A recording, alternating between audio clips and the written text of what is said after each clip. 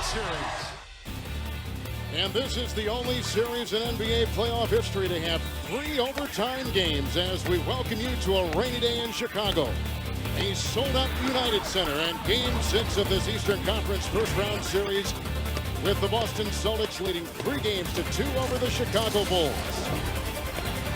This is Kevin Harlan with Doug Collins and David Aldridge. Time now for the McDonald's starting lineups. Ben Gordon has been terrific for Chicago, and on that Boston front, Rajon Rondo is averaging a triple-double. Great individual performances on both teams, but Doug, it comes down to this for Chicago. Win or go home if they don't win tonight. Yeah, this is a great time, though, Kevin. You see Derrick Rose, Rookie of the Year, what's going through this young guy's mind. What a whirlwind year this has been for him. Ben Gordon coming off that hamstring injury where he gutted out 51 minutes the other night, hit a big shot that looked like might be the game winner until Paul Pierce pumped him later. This should be a fun game, and I see a very confident Chicago Bulls team. I think they've come home. They played very well in Boston. And I think the key is here, Kevin, as it was in Game 3, manage their energy. They did not do a good job of managing their emotions in Game 3. Got blown out, came back in Game 4, gutted out a tough win. This should be very, very interesting here tonight, how both teams actually start this game. And it begins with Derrick Rose, who has had 20 turnovers over the last 3 games. Switch on defense, Perkins, now Allen going on Gordon. Here's Rose and Rondo on him with the shot clock down to 9. Rose, they concede the shot. Rebound by Rondo, his first. And here comes Boston. Rondo to Pierce. And Pierce over Rose for 3. Out of bounds and off of Chicago. Well, the first play of the game, you see Rondo getting the defensive rebound, and he's going to look to push. And one of the key things, Kevin, about your point guard being such a great rebounder, Magic Johnson, as a rookie, was a great defensive rebounder. You automatically start the fast break, and when Rondo rebounds the ball, he triggers their fast break. You can see that shot to Allen. No one rotated over, and that was his first shot. Ray Allen has his first 2. Well, since the first game when they did not screen well for Ray Allen, Big Baby and Perkins have done a better job of that, and Ray Allen, over the last 4 games, percentages have gone way up. He's getting much better shots. And they continue to put 2 defenders now, including Davis and Allen on Gordon. Shot clock at 4. Noah to Salmons. And a big 3 for John Salmons on his first shot. He's got a triple. Well, you can see the attention that Ben Gordon is coming off screens. With the ball, they trap him. When he doesn't have the ball, that big man shows out quickly, so it takes him out of his catch-and-shoot game. Davis on top, picked up by Thomas. And here comes Noah out on Perkins. By Salmons, driving his Pierce. Nice hard hit inside by Tyrus Thomas, and Salmons the other way. The Bulls front line has bothered Paul Pierce when he gets that ball in too deeply. Joakim Noah and Tyrus Thomas, both excellent shot blockers. That's a good point. Here's Gordon going inside with the pass to Thomas. And we have a foul as Perkins and Noah got tied up. The rebound was by Rajon Rondo, who picks up his 2nd rebound tonight. And the foul goes on Noah, and that's number 1 on him. Well, Joakim Noah, as they come back down the floor, both of these guys are locked up. Call the foul on Joakim Noah. And Kevin, one of the things it's okay to take good hard fouls, but you can't play out of character. Chicago can't start looking for contact and trying to make plays they don't normally make. Just play tough basketball. It doesn't surprise you that it's a little chippy, this being Game 6, does it? And it doesn't surprise me after what happened at the end of the game with Rondo and Brad Miller, that you've seen quick whistles here early. You got Joey Crawford, Derek Stafford, Ed Malloy on this game. Believe me, they've watched the game, they've watched the series, they know what has gone on, and they're going to make sure from the start of this game that it doesn't get too out of control. They're going to let them play, but they're going to make them play good basketball. Gordon, who just picked up his first foul, is guarding Ray Allen, who puts up another shot, so he has started 2 of 2. And there is a whistle blown immediately by Joey Crawford. And they call it on Hinrich Perkins in the backcourt. Now, this is a guy who played 48 minutes the other night, actually, in the game. How many total minutes he played? 48 minutes, 20 seconds, did not have a foul. And that puts him in great company with 2 great, Wilt Chamberlain and Bill Russell, the only 2 other guys to play 48 minutes in a playoff game and not get a foul. That is some kind of note. Here is Rose finding Thomas, who switches inside into Davis. Rebound is out of bounds. It is off of the Boston Celtics. And look at this. Would you ever think that Perkins' name would be associated with Chamberlain or Russell? Well, I could say, what do they have in common? Say, well, they're centers. They played on world championship teams, but that is real history right there. You had too much time on your hand from the other game. That's my man JP in the truck pulling all that, making me look good. Oh, I like that.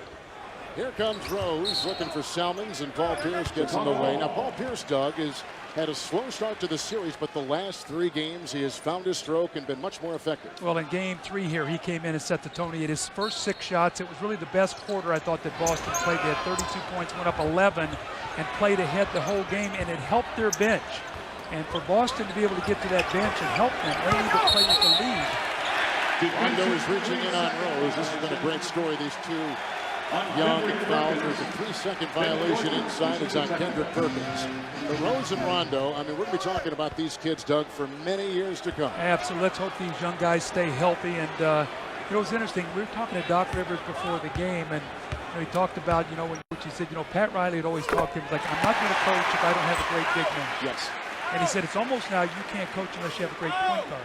Because the game is so changed now. It's so point guard driven with the rules and how guys attack that basket and drive that ball.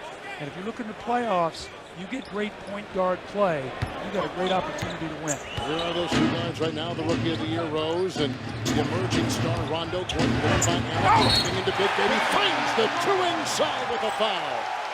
Lightning quick and explodes even with the bad left hamstring.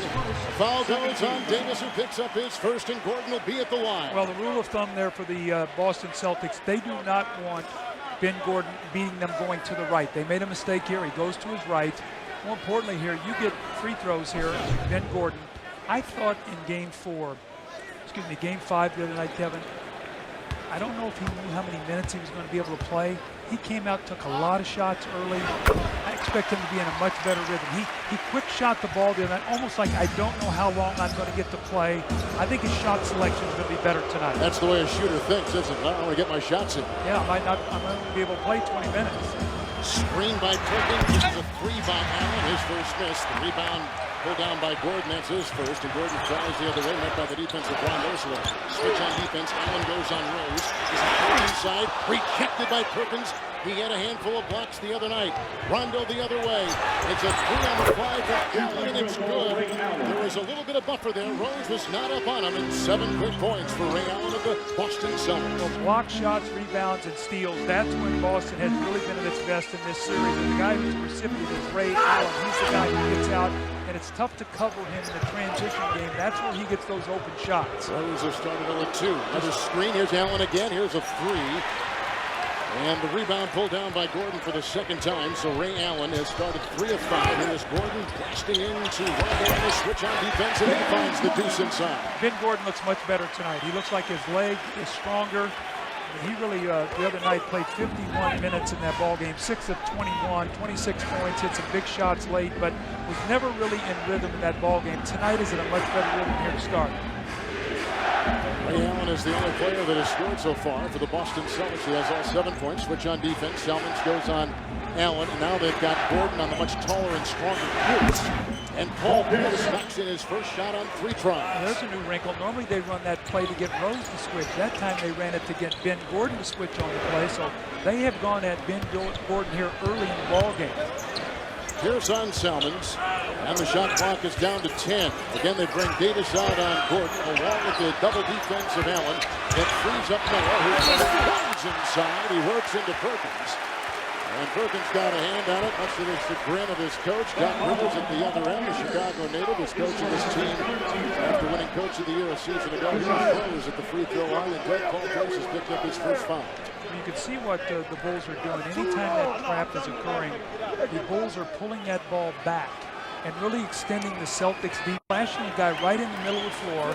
Joakim Noah is a good passer, as is Brad Miller. Later, you'll see him as passers. And then they put Tyrese Thomas on that baseline as the finisher. This time, it was Derrick Rose. Well, we've only got this chance, 7.5 now to play, Doug, in this first quarter. Just starting things off here at the sold-out United Center. Let's check out your keys to tonight. Well, what does Chicago have to do to make a Game 7? They have to disrupt the Celtics offense. When the Celtics have shot 45% or better, they have been able to win all 3 of those games. Protect the paint when the Celtics have dominated the paint. The 3 wins, they're plus 14 points a game in the paint. And then Hinrich and Miller versus the Boston bench, they have outscored them in this series by themselves 101-65. And then Derrick Rose, when he has played well, especially in both fourth quarters, the Bulls have won the game. Let's see if they can find a way to get into a Game 7 Saturday night in Boston. An aggressive move by Paul Pierce's side, met by Joakim Noah. There's a look at first-year head coach Vinny Del Negro. And so Noah picks up his second personal foul, so a quick switch. Noah will leave, and here comes Brad Miller, who got, they say, between 7 and 10 stitches inside his mouth on that whack late in the game by Rondo. Well, you don't like to see Joakim Noah in early foul trouble. Now, Brad Miller has played great for them, but Joakim Noah is a shot blocker, and he bothers the front line, and especially Paul Pierce when he gets in that paint. So Brad Miller's going to have to do a good job here on the defensive end. Perkins to Allen, right around Tyrus Thomas, and he puts it in. So in Game 3 here was Paul Pierce on fire to start things off for Boston tonight. Ray Allen's got 9, hitting 4 of his first 6 shots. There's an offensive foul. That was on Brad Miller, who just checks in, and that's the first on the big man for the Bulls. You see the posting up. You see how they've lifted all their teams. The Tyrus Thomas did not recognize that. Big Baby was lifted. They lifted the whole side offensively. And you can see right now Celtics are really targeting Ben Gordon. They're going to make him work on both ends. Ray Allen has 9, and they switched to play, and Paul Pierce scored on on Ben Gordon as well. There's one defending Allen. There's a rebound by Miller. That's his first. So the first turnover of the game for Chicago doesn't cost them anything, and here comes Gordon. Miller trying to set a screen. Salmons was bumped out of bounds by Pierce, but not enough to draw a foul, as Salmons and the ball go out of bounds in the second consecutive turnover for the Chicago Bulls. Well, the turnover story is critical. And for the Chicago Bulls tonight, they want to take care of the ball. Remember in Game 3 in here, they came in here, turned it over 22 times. Kevin, in that first quarter of that game, the Celtics had 14 points off turnover. Rondo dive inside, going into Rose. A second rebound by Miller, and here comes Derrick Rose, swerving and driving, and Salmons left uncovered. They concede the 3. So John Salmons has knocked down 2 triples to start the game, and he's got 6 in 6 minutes for the Chicago Bulls. Well, going into the game now, he was 6 of 24 for 25% from behind that three-point line. He's already knocked down 2 here tonight. Davis drives into Miller, looking for Rondo through his hands and out of bounds. That's a Boston turnover, and the first on the Celtics tonight. Very good start here for Chicago. They got off to taking care of the ball, getting good shots, leading here 14-11. More importantly, I like the way they're managing their emotion. Much more fundamentally sound here than they were in Game 3 when they really struggled. Salmons is such a key to this team, Kevin. In the season, he could come over and stand from behind that line. He's been struggling with a groin injury, spending a lot of time defensively on Paul Pierce. Tonight off to a very good start with 2 threes.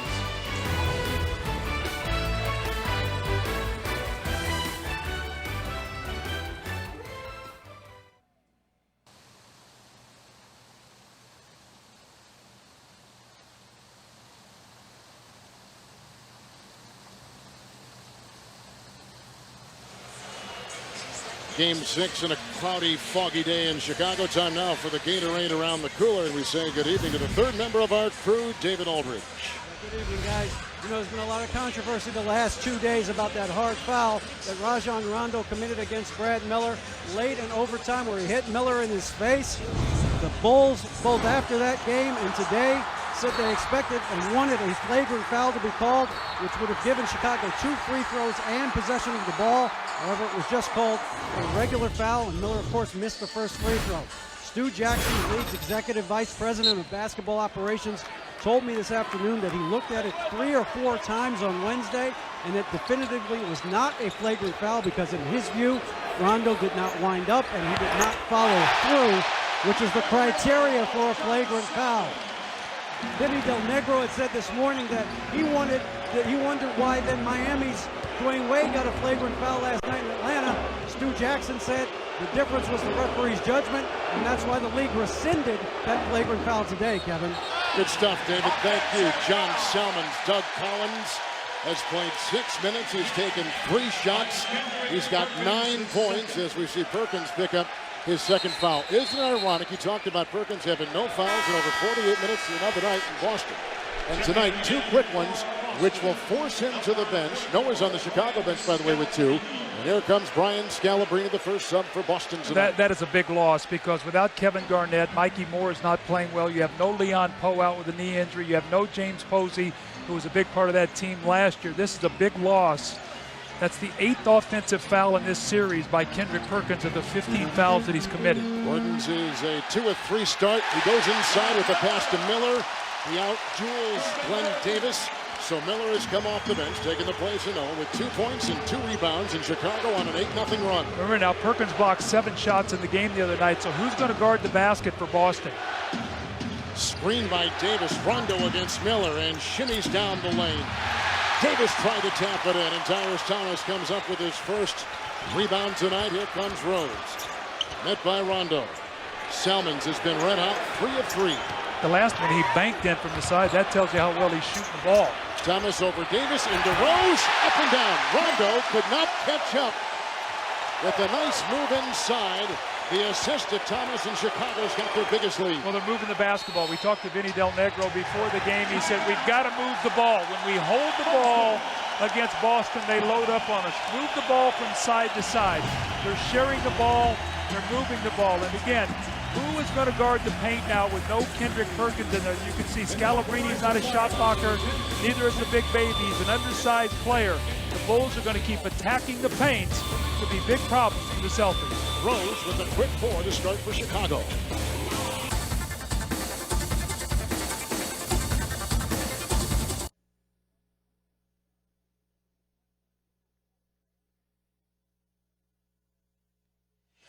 This is how close this series has been in Game 1. Paul Pierce misses a free throw at the end of regulation with under 3 seconds left, and the Bulls out of timeout. Celtics lose in OT in Game 2. Ray Allen hits his 3-point shot with 2 seconds left. That gives Boston a 3-point win. In Game 4, Rajon Rondo misses a jumper at the end of the first overtime. Celtics lost in double OT. And in Game 5, Ben Gordon misses a jump shot at the end of regulation. The Bulls lose in overtime. You delete Game 3. Each team, Doug Collins, this is shocking. Each team has scored 445 points. It's incredible how good this series is. Doc Rivers, they were talking about, said, this is going to be a classic. The 3 games that you've already seen with the overtime, double overtime, whatever. He said, to me, this is not a classic series. This is a hellish series. And he said, this is as tough a series as I've ever been in as a player or coach. That says a lot. For all the playoff battles that Doc Rivers was in with all the different teams, that's a mouthful. Here is Pierce. Salmons will trail him into the paint. And he's also met in there by Thomas and by Brad Miller. Miller is taking the place of Noah, who's on the bench with a couple fouls. Scalabrine is in because Perkins has got 2 fouls. And here is Salmons, Doug, who picks up his first. Salmons has been terrific, hitting 3 threes. A big perk on the bench right there. 9 points for Salmons, 9 points for Ray Allen. And here is Paul Pierce, Doug, at the free throw line, and he has not gotten to the free throw line all that much in this series. Well, a big reason for that is the Chicago Bulls' job of sending those shot blockers at him, and when he gets the ball deep in the paint, he's either turned the ball over. He's had a lot of turnovers in this series. In fact, going into the game, tonight's ball game, he had 17 turnovers, and a lot of them was over-penetrating, so most of his baskets have to be of that mid-range variety that we saw at the end of Game 5 when he got hot to help him win the ball game. So after those 2 free throws by Paul Pierce, who now has 4, that stops a 10-0 Chicago run. Here come the Bulls. They've hit 5 consecutive shots. Miller will set a screen on Rondo and knock out Scalabrine all in one motion. Here's Rose against Scalabrine on the mismatch. Salmons outside. The quick close by Rondo, and he knocks in the deuce. He cannot miss. What a start for John Salmons, 4 of 4 with 11. Now remember, the last game they played in the regular season, St. Patrick's Day, he had 38. So he threw up a huge game in the regular season. He's really been laboring with that groin injury, and also guarding Paul Pierce. Takes a lot out of your offensive end. He's trying to make him work on every shot. Now Pierce has 6. Under 4 to play here in this first quarter in Game 6. First round Eastern Conference playoff matchup. Screen by Miller. Davis will pick up along with Allen. Gordon. Miller finds an open shot as they concede the shot. It's out and off Rondo and off of Boston, and Chicago will get it with 3.5 to play, and that's all Doc Rivers can do is hang his head.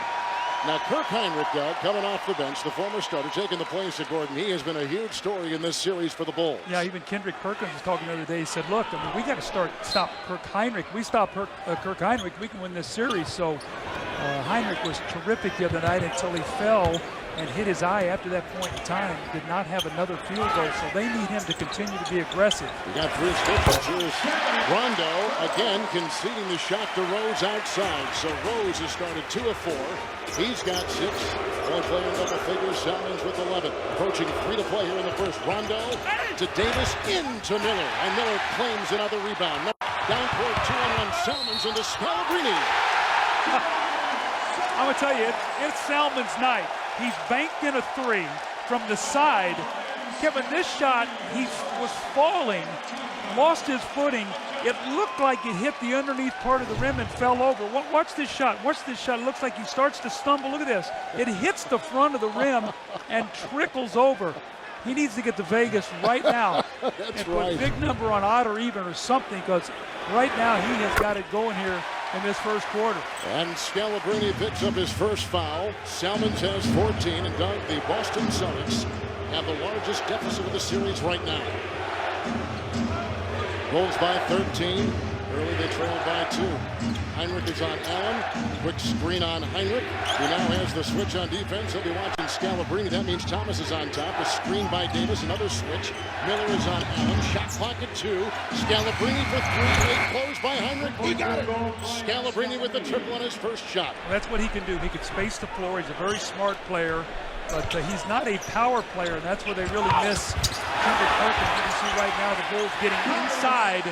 No big body other than Big Baby, and he doesn't have the size. And Hinrich Perkins fouls really a big part of this quarter and the start. And more importantly, Kevin, with that, the Celtics playing from behind, it's going to be very difficult to go to the bench.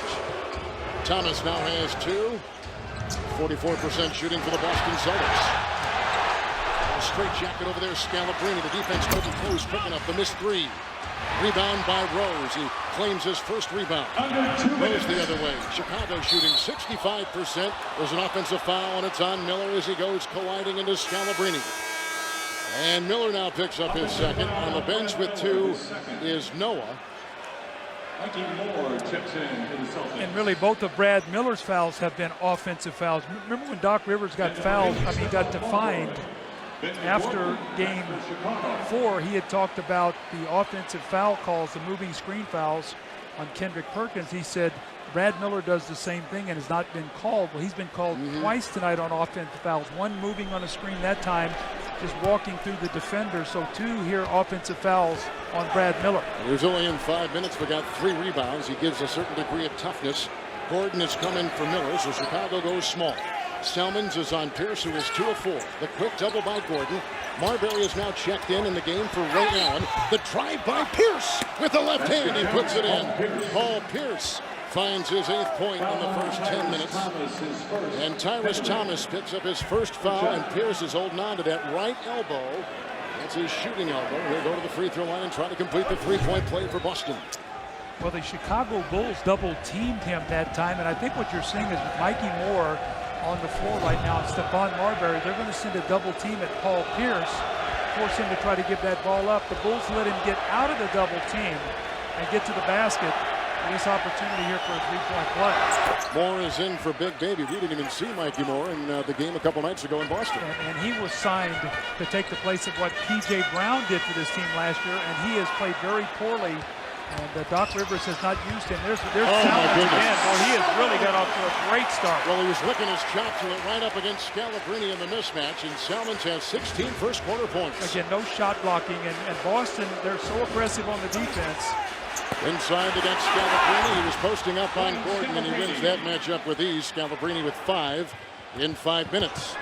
Rose the other way, approaching to play here in the first quarter. Pierce is watching Gordon on the defensive switch. They got Mikey Moore on Salmons. The drive by Gordon, and that is an offensive foul. He was fending off the defense of Paul Pierce, and a foul goes on Ben Gordon. He picks up his 2nd personal foul for Chicago. Ben Gordon is a little undersized here. Watch his left arm. When that left arm gets out away from the body right there, when you see it, the minute they see that arm extended, they're going to call it.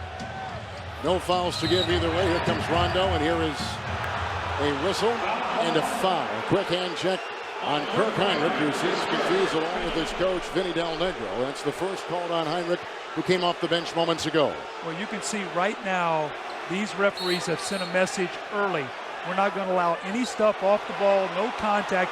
He actually sort of bumped Scalabrine, just casually bumped him as Scalabrine was running past him. Kirk Hinrich has no idea where the foul comes. But watch this, watch Hinrich here. Steps over and bumps Scalabrine. That's where the foul is called. And so you can see right now, all that off the ball stuff, they're not going to let anything escalate tonight. So here comes Aaron Gray. He hasn't played a whole bunch in this series, but with Hinrich picking up a foul right there, he will leave. They're going to go big. They need to get the rebound. 52 seconds remaining. And by the way, with rebounding a big factor tonight, early on, Chicago is +3, Doug, in that rebounding category. You've been talking about that in the first quarter. Well, Doc Rivers feels like if they rebound, they can really run because the Bulls' bigs, they gamble in the backcourt. So you see the rebounding and then points in the paint tonight, already 16 for Chicago. Loss of Perkins are +10 in that area. And Kirk Hinrich continues that hot hand. He nails that over Stephon Marbury. And Hinrich off the bench with 2 on his first try. Here comes Rondo the other way. Bulls have hit their last 5 as Rondo penetrates and feeds Marbury over Rose. The missed 3 picked up by Rose, who grabs onto his second rebound. Oh, look at this! Look at this!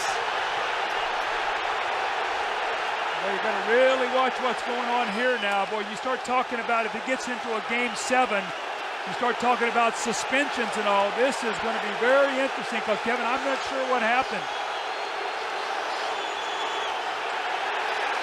Hinrich was the one who, diving in the game a couple nights ago in Boston, when Rondo tripped him and Hinrich hit his head on the floor and got the stitches above his right eye.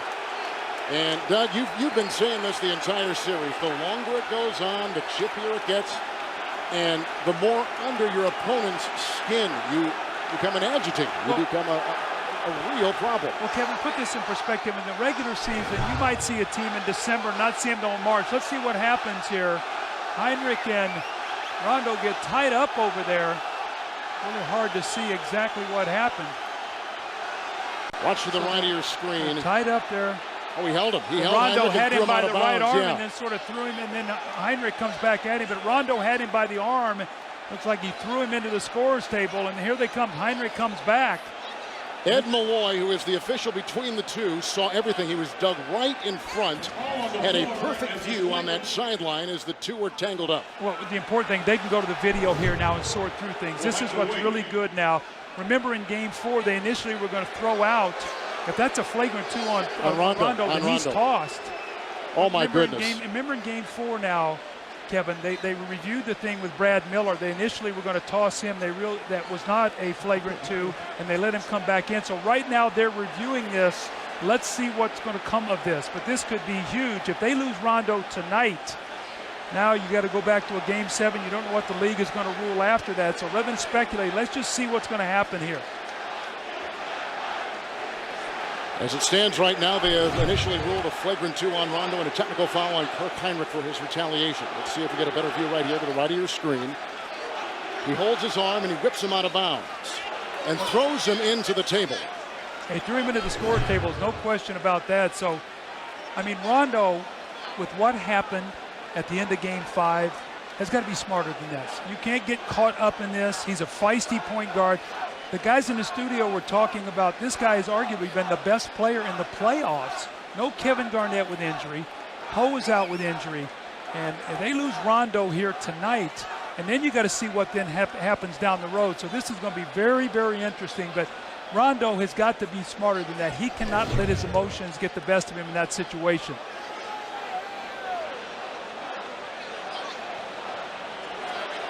Ed Malloy, you see him running right. He saw the whole thing develop and culminate and got between the two.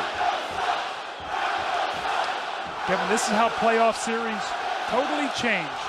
Remember a few years ago, Miami and New York, and all the suspensions, and guys are like 5 or 6 guys were suspended for one game, 5 or 6 for the other.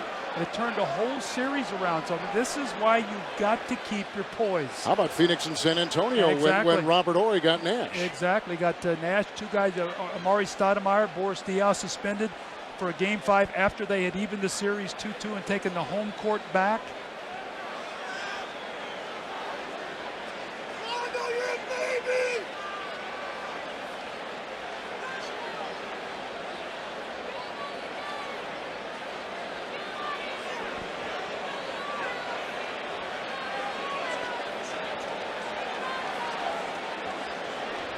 This has been a very rough series going back to Game 3 when Tyrus Thomas gave a little shove to Glenn Davis.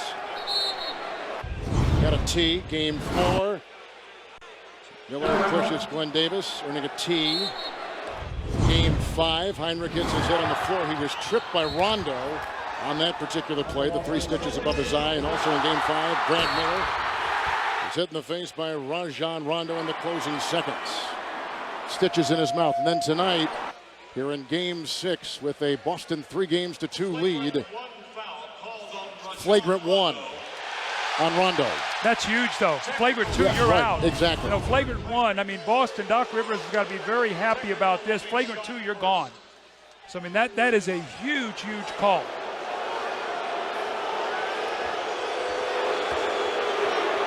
Here's Pierce at the line for the Boston Celtics. The technical foul went on Kirk Hinrich of the Chicago Bulls. And Pierce is now 3 of 3 from the stripe, puts in his 9th point to tie the 9 of Ray Allen. 7 off the bench from Scalabrine. 2 quick fouls on Perkins for Chicago. 16 from John Salmons. He's knocked down 3 threes. He's been terrific. Gordon's got 6 and Rose has 6 so far. Here's Hinrich at the other end, and he hits his shot. I tell you, you thought the whistles were coming early here to start this game. Watch what happens over the next 4 or 5. Offered on this game, one of the strongest officials in the NBA. Derek Stafford, Ed Malloy. And there was no nonsense. I mean, they were blowing that whistle early. And Rondo is going to have a seat here. This kid is such a feisty competitor. And, you know, Kevin, you never want to take away a guy's aggressiveness, but you don't want him to do something that could cost your team a series. Tony Allen will come in for the Boston Celtics, and here is Marbury, who sticks on Derrick Rose. The difference of 4 seconds. The game clock, look at 3.5 seconds. The game clock and shot clock as we wind down this first quarter.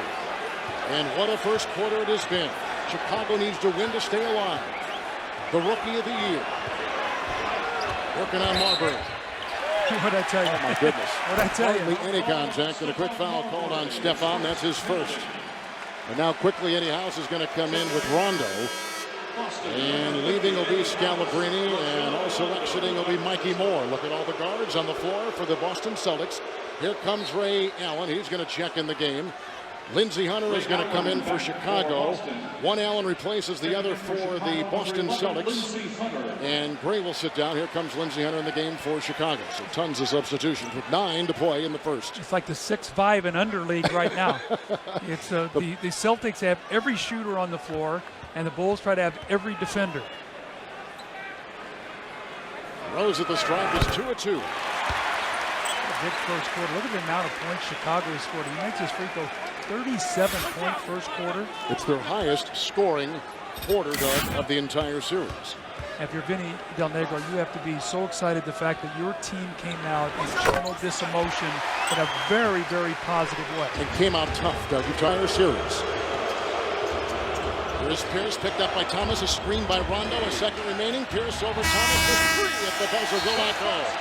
How about the Chicago Bulls shooting 68%, getting 16 points from John Salmons. It's win or go home for Chicago, and at the end of one, they lead the defending champion Celtics 37-26. These are the playoffs on TNT.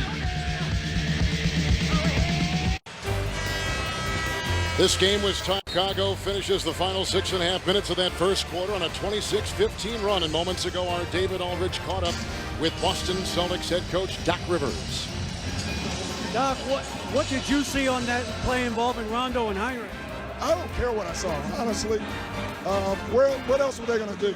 We're up 3-2. They're going to attack us, and we got to have composure. This wasn't on us, Bulls. This was on us. Now, they got 37 points. We got 26 points, and we've showed no composure so far. Well, the other thing is Salmons with a big first quarter. What do you do to get him under control? Well, we got to stop transition. He's gotten that on dribble penetration. Paul's doing his job by helping. If we control the ball, Salmons is not open. Ray Allen just hit a three-point shot. There's a laser pass inside. Colby finds the diving Hinrich, who shakes the defense of Eddie House and comes up with 2, and Chicago by 10 as we start this second quarter from the Soda United Center. Well, very crisp execution right now by Chicago. They're screening well, and they're finding the open man. Here's Marbury, Scalabrine, House, who has been quiet. He has picked up on the mismatch now on Thomas. That means Noah, who is in the game to start the second quarter, works on Davis. And the big baby was gyrating inside, and there is a whistle, and there is a foul, and it goes on Kirk Hinrich, who picks up his second. Let's set the lineups as now Hinrich is going to join Rose, who comes off the bench. Rose will come in for Salmons. 3 guards, Hinrich, Gordon, and Rose, coupled with Tyrus Thomas and Noah. And out there for the Boston Celtics, Scalabrine and Davis, House, Marbury, and Ray Allen. That sets the lineup starting this second quarter. Davis will be at the free throw line for the Boston Celtics, starting with the injury to Kevin Garnett, his first trip tonight. And he's played 11 minutes, and he has yet to score. National coverage of the NBA playoffs will continue. Coming up next on TNT, it's Game 6 of the Portland Trail Blazers and the Houston Rockets. And tomorrow on ESPN, Game 6 of the Hawks and Heat. Coverage begins there at 7 o'clock Eastern Time. And Sunday on ABC, it's another playoff doubleheader. Doug, I don't know where we're going to go, do we? Well, if this game goes to Game 7, then we will be in Boston, which will be an amazing atmosphere, I am sure. A lot of work to be done here yet. Boston's still hanging tough. Rose is on Allen with the defense by Ray. A turnover for the 5th time for the Chicago Bulls. Here comes Allen out to Scalabrine. Thomas quickly converges on him. Rose is on Allen. Here's Davis crashing into Tyrus Thomas, and also hit inside by Noah. And still with that gauntlet of big-time Chicago defenders inside, he finds 2. Well, Tyrus Thomas tried to take the offensive foul. He's a shot blocker. He doesn't need to go down like that on Big Baby. Contested shot. Big Baby's got 3. Rose comes inside. He's got 10.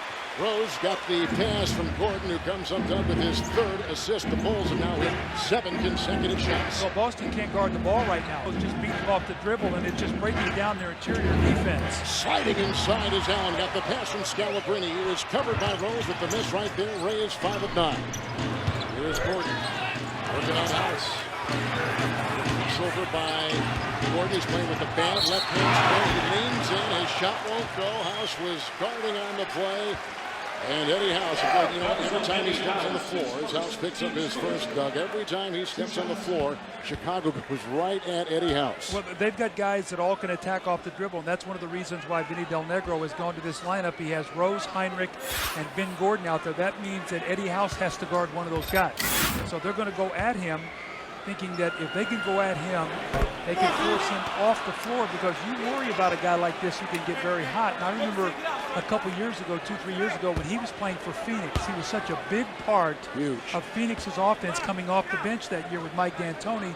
They played the Lakers, and Phil Jackson used to put Sasha Vujacic in the game and said, don't leave him and don't give him any shots. That's the year that Phoenix came back after being down 3-1 and won that in 7. But Eddie House was not a factor in any of those games. They wanted to take his shooting out of that series. Gordon's got 7. Here comes Stephon Marbury. Screened by Davis. An open shot for Steph. That will go. Scalabrine collects the loose ball. Marbury is 0 of 2. Has it again. A little clear out. There's a pass inside for Davis. Rejected by Hinrich. Shot clock continues to go. House and Boston reload on offense. There's a 3 over Noah for House. Rebound by Rose. He's got 4. House has started 0 of 1, and here comes Rose. Quickly trapped. We've seen that tonight. Thomas inside. Davis is there. There is a travel on Tyrus Thomas, and a turnover, number 6 for the Chicago Bulls. When you catch that ball in the area, you have to expect somebody's going to be closing on you. So before you do anything, turn, Kevin, pivot, and see what's ahead of you, then make your move. Tyrus Thomas shuffled his feet on that play. With Doug Collins and David Aldridge, Kevin Harlan. Here comes Marbury. Scalabrine, quick close by Rose, and Scal drives inside. Out of bounds it goes. It is off of the Boston Celtics, and here come the Chicago Bulls. So you've got Noah in the game who can block.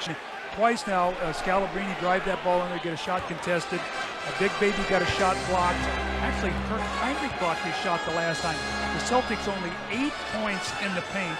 They had 54 in Game 5, plus 22 tonight, minus 12 in the paint. Good numbers. We're relaying to our crowd here, Coach, and here comes Rose. Picked up by Allen. Thomas right into Big Baby. And a foul called on Glenn Davis. Thomas is fearless as he takes it inside, and a timeout will take place with 8:55 to play here in the second quarter. That's the second foul on Davis. We've got a 16-point game going for John Salmons. He leads all scores. 12 for Ray Allen. Back and forth we go. The Bulls by 10 here in the second from Chicago.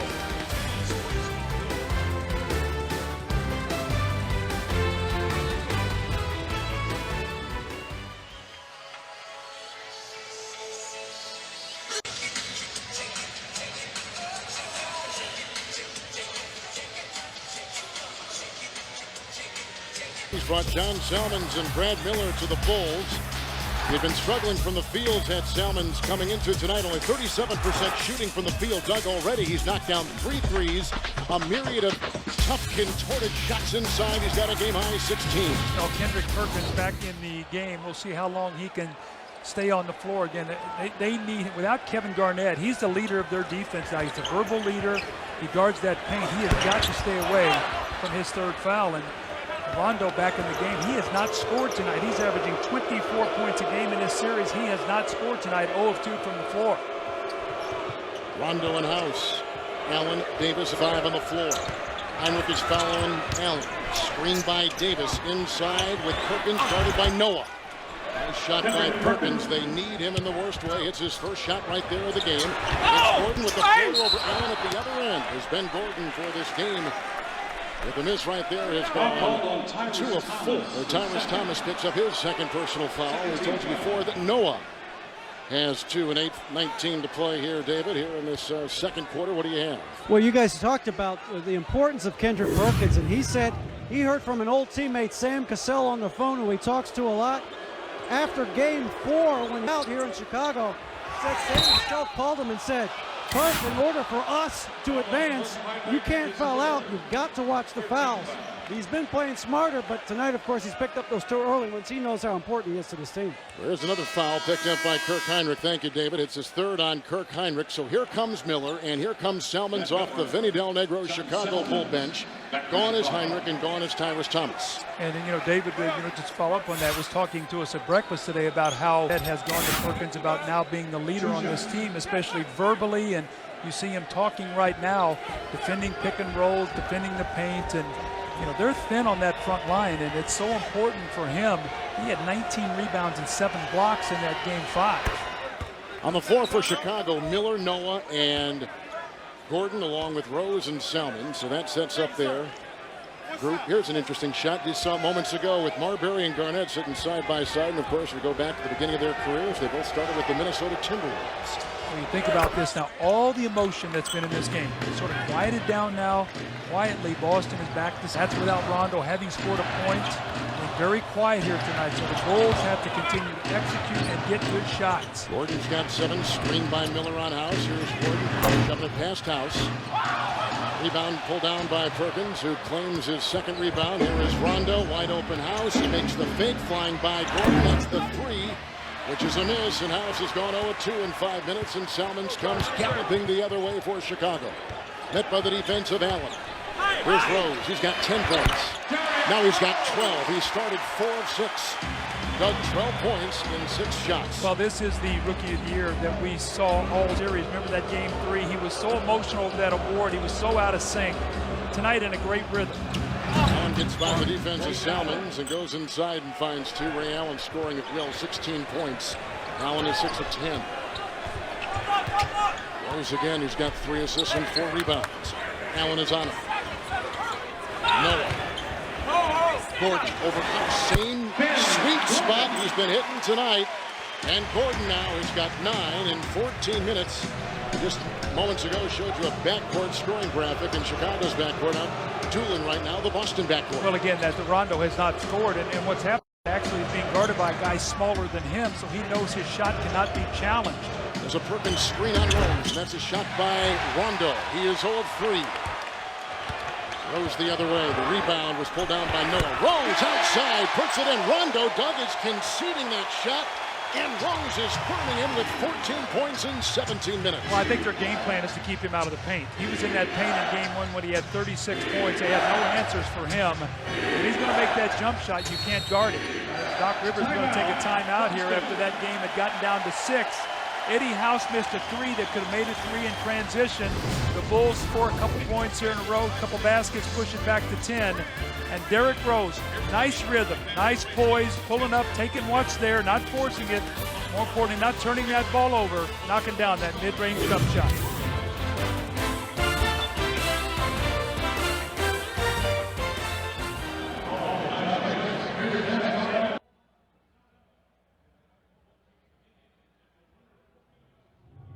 Contest everything, no leaking out and run. Share the basketball. One bucket at a time, bench. One bucket at a time. Have fun. Where would you rather be right now? This is great. Easy game. Let's get it even by halftime. Even by halftime. Doug, all the things you talked about before the game for offensive efficiency by Boston, under 45%. Chicago leading in the paint and leading in rebounding. That's a 3-point hit. Ray Allen continues to just fire away. He's got 19 points. He is 7 of 11. He's got a 10-point second quarter brewing right now. We're just beyond the halfway point of the second quarter with Salmons over Pierce. And the rebound is off the hands of Miller and out of bounds. And Paul Pierce, Doug, has started 3 of 6. Well, you can see the one guy who benefited the other night for not playing many minutes, Ray Allen. He only played 27 minutes. Fouling with all those fouls and stuff. And now it's going to be a technical foul on Brad Miller. So now the Chicago Bulls cannot lose their poise. Doc Rivers, you heard him in the huddle say, let's get it even at halftime. If Ray Allen knocks this down, it's down to 6. Still almost half the second quarter to be played. Ray Allen, who is one of the best free throw shooters in the history of the NBA, steps up and misses a free throw. That is his 3rd miss in this series. I mentioned Pierce's shooting, wanted to finish that off. Ray Allen, 7 of 11. That's the top 2 guys tonight. Rondo is 0 of 3. He's got the ball right now. Noah with some defense in the backcourt. Salmons is 6 of 8. Rose is 5 of 7. Gordon is 3 of 6. Hinrich has got 3 fouls on the bench. Allen again over Gordon. That is a 3. Ray Allen is right on the mark. 16 minutes, 22 points. 22 points, Doug, on 12 shots. Well, again, with Ray Allen in the game, they're going right at Ben Gordon. So they're attacking him on the end as well, trying to take away his legs and make him work on both ends of the floor. So Ray Allen got off to a great start, had to sit a while. Then Ben Gordon was being guarded by Eddie House and had the advantage in that situation. Now with Ray Allen back, Allen 22 points here in this first half. Gordon 3 of 6. Here is Rose. Salmons. Pierce will pick him up. Shot clock is down to 5. Salmons 6 of 8. It's a bad possession. It is. Look at the ball stick. It wouldn't move. You were just talking about shot clock on the Bulls. A violation right there. Well, I'll tell you when you know the Bulls are over dribbling. They have 19 assists they're averaging in this series. When they move the ball and get open shots, you saw the brilliant first quarter where they had 37 points. Start doing too much on your own, that ball sticks. That's exactly the way Boston wants you to play, because they load up and they got 5 guys watching the ball. You saw the turnover story. Boston 6-0 run. Gordon and Miller both sticking with Allen. Perkins setting a screen. There's another screen by Pierce. They got the mismatch now with Salmons on Miller. Here is Noah watching Big Baby Davis. And Glenn Davis puts in his second shot. He's got 5 in 17 minutes for the Boston Celtics. Those leads go quickly, don't they? Both evaporating right before our eyes. Here is Rose. And Miller. Rondo is on him. They let Miller fire. He puts it down. And Miller, Doug, has started 2 of 2 with his 4 points and 3 boards for Chicago coming off the bench. Davis with a screen. Wide open is Pierce, standing on the 3. Davis got a hand on it, keeps it alive. His 3rd rebound, they go inside. Perkins jousting with Miller. And then Davis picks it up, and he sticks it back up and in for the Celtics. Well, if I'm Benny Del Negro right now, I'm not happy, because right now, all the energy plays are going back to Boston. And early in the game, it was Chicago getting those 50-50 plays, those loose balls. Now it's Boston. Davis has 7. Gordon and Allen for 3. And a rebound by Perkins, who collects his 3rd rebound. And here is an errant pass which is out of bounds and off of Chicago with some pretty good hustle across the way. Boston's last lead was 4-3. You can see now down by 2. Moments ago, Chicago is up by 13 points. Ray Allen hit those back-to-back threes, cut into that quickly. Tyrus Thomas for Miller. Amazing now through all this, Paul Pierce is getting a lot of rest. They're running that high hand of Ray Allen. We've seen this before. Can you believe Rondo Doug has played 16 minutes? He's averaging a triple-double in this series as Gordon just picked up his foul. Here comes Hinrich. He's playing the 3. Doug Rondo is 0 of 3. Not a single point in 16 minutes, like I said, averaging a triple-double. Well, he has 5 assists, and one of the things that he's doing right now is they're going to Ray Allen. And they're looking for him because he's shooting the ball so well, Kevin. He's 8 of 12 from the floor tonight. And he's hot behind that three-point line. So what you do as a point guard, you're taught find the hot hand, and that's what he's doing with Ray Allen. Rondo lasers it inside for Allen. Hinrich is on him. There's a screen by Davis. Thomas picks it up on the defensive rotation. Shot clock at 2. He'll put up a 15-footer on the fly and bury that one too. Ray Allen has exploded in this first half with 24 points. 3.5 to play in the first half. Here is Rose dancing on Rondo. Rose is 5 of 7. It's off to Thomas. Drives by Big Baby. Lost the ball. There was a nudge inside. Little hand check and a Boston foul in 7 seconds on the shot clock. And Davis looked like picked up the foul. Maybe it was Rondo. Rondo picked up number 2. Isn't it amazing how that lane has closed down now for the Celtics since Perkins has come back? It's just collapsing. Well, Perkins is back there as a shot blocker, so now everything is a jump shot. The Bulls had 20 points in the paint early. A lot of that was with his foul problems. Now that he's back out there, it's become a jump shooting game. Boston is taking advantage of it now. They tied the game, especially Ray Allen.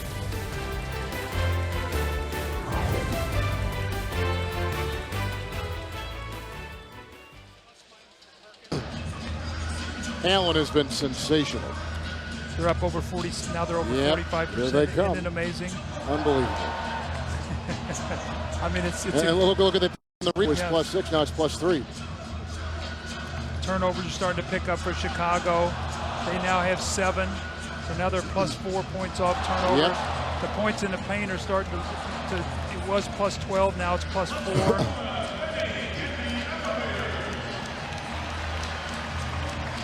You got it.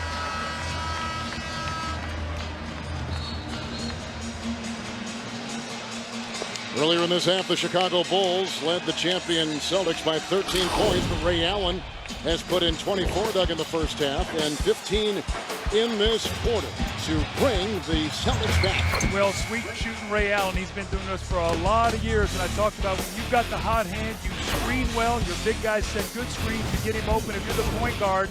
And you can see most points in a half year Celtics playoff history. Pretty good list there. Larry Bird and John Havlicek. Lindsey Hunter taking the place of Hinrich.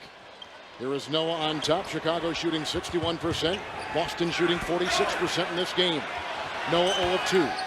Pierce is on Salmons. Shot clock at 2 over Pierce. A little bit short. Rebound by Davis, his 4th. Here comes Rondo 0 of 3 the other way. Notice how that lane once again is closed Ray out. Boy, that would have been a dagger right there. It's going to be an offensive foul on Hinrich Perkins. That will be his 3rd. So basically he has a foul 9th, and he has an offensive foul, and then he has a loose ball foul. So 3 of his fouls tonight on the offensive end are going for a rebound. And let's see what happens now. When he sat in the first half, the Bulls really took advantage of getting inside. Can the Bulls make a push here in the last 2.5 minutes or so of this half? Scalabrine is in. You just saw Perkins take a seat on the Doc Rivers bench. Lindsey Hunter. Rose in the mismatch now over Davis. He is 6 of 8. He's got 16 points to tie the 16 from Salmons. And most of them are jump shots. I only think he has maybe a couple baskets in the lane, and that's all of his work. In that first game, he had 36 points. So many of those were taking that ball to the basket. Lindsey Hunter on Ray Allen. And that's a foul on Hunter. They got to start using some of these fouls and do something to disrupt, which is one of your keys, disrupt the offensive efficiency of the Boston Celtics. Here is Hunter with another stab at Allen. So 2:18 to play here in the first half. Ernie, we've got a beauty here in Chicago in Game 6 as we swing it to you down in Atlanta.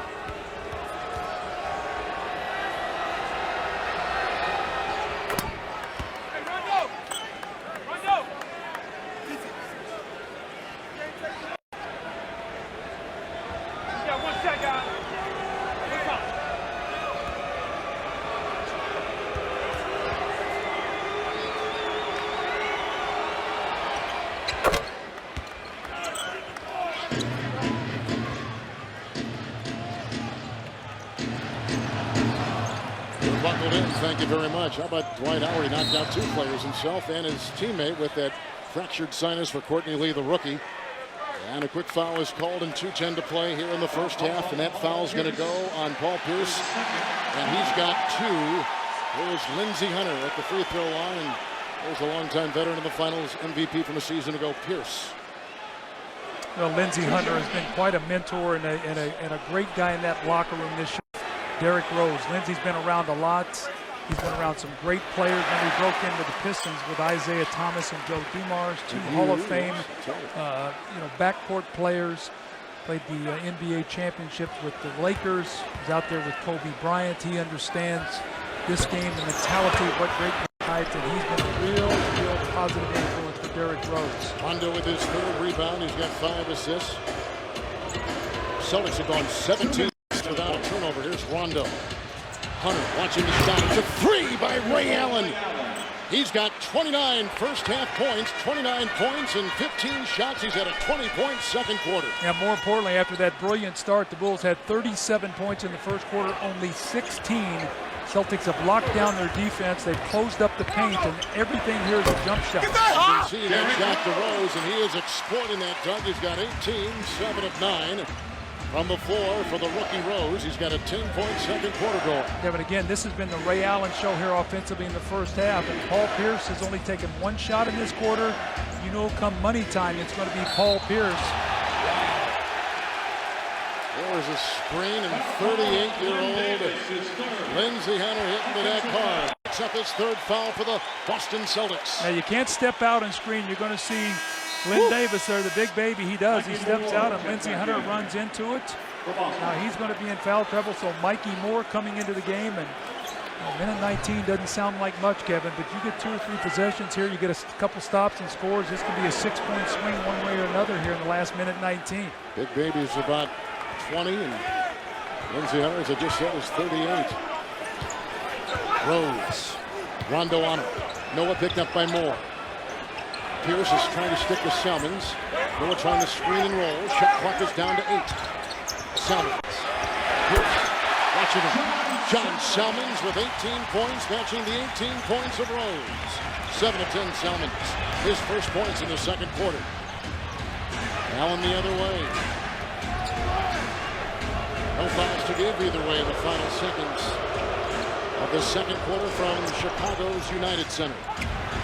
Over Noah, it's Mikey Moore. Scalabrine trying for the rebound, but it was lassoed by Tyrus Thomas, who picks up his second. Rose, Scalabrine is down. Rose weaving through Boston defenders.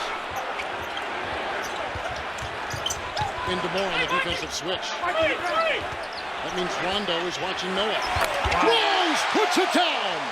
He's got the 2. He's got 20 first half points with 20 seconds to play. I don't know that I've ever seen him shoot the ball better, especially in a game with this kind of magnitude. Think of his confidence, Doug. My goodness, for this rookie, and a timeout taken by the Boston Celtics with 15 and a half seconds to play here in the second quarter.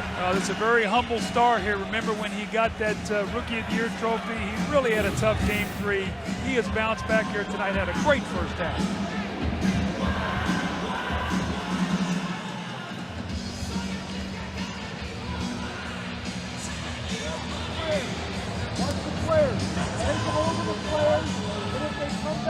There we go. That's great. Good job in there, guys. Good job in there, guys. Keep it on Rose. Thanks.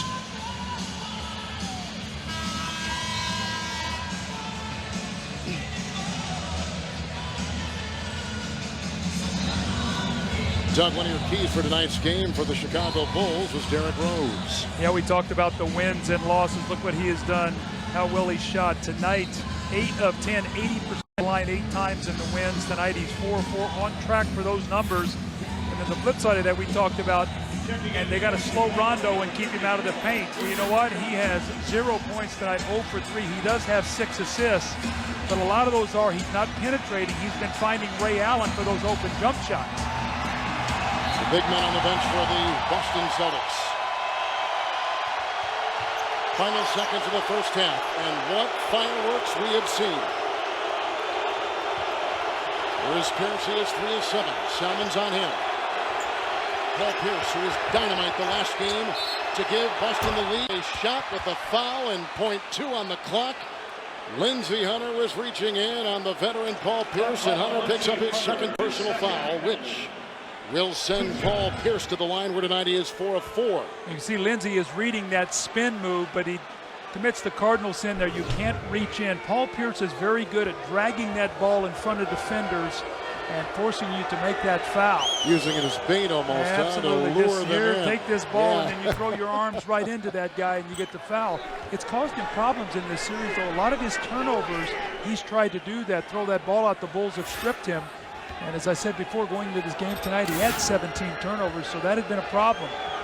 Pierce is 5 of 5 from the free throw line tonight with his 11 points. The 29 by Ray Allen, leading all Boston scorers and everybody in the game. 20 by Rose, 18 by Salmons, .2 on the clock. That'll take us to halftime. Well, what do you think? Well, Doc Rivers said when they were down 10, get the game tied at half. They got within 2. I think Boston would have to feel very good right now. Chicago came out, they were storming. 37 points, had an incredible first quarter. Their best first quarter, their best scoring quarter of the season.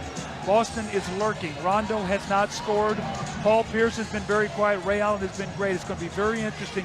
Perkins' foul trouble will be a big story in the second half. And a big story in the first half for Chicago has been the Rookie of the Year, Derrick Rose, the Chicago native, with 20 points in 23 minutes, standing by with our David Aldridge.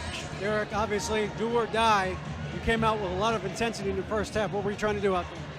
Just be aggressive throughout the whole game. The other games I wasn't that aggressive. I'm just playing. I'm just reacting right now.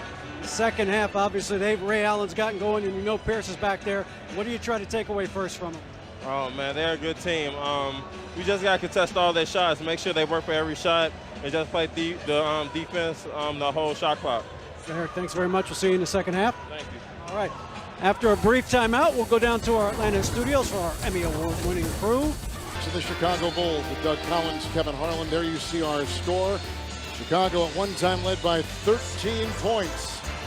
And Boston came back on the incredible shooting of Ray Allen. We're so happy you've joined us tonight. A lot of things going on in this game. But how about Chicago? 64%, Doug, from the field, and they only, it's a 2-point game. Yeah, if I'm Boston with all that's happened, with Hinrich Perkins being in foul trouble, Rondo getting the flagrant, getting into it with Hinrich there early in the game. You look at the score, 2 points. Salmons and Rose, 15 of 20 for 38 points, and you're down only 2. So if you're Boston, you've got to feel pretty good about going into the second half. How about the electrifying performance of Ray Allen in that first half? Well, vintage Ray Allen, this is why the guy will go down in history as one of the greatest all-time shooters.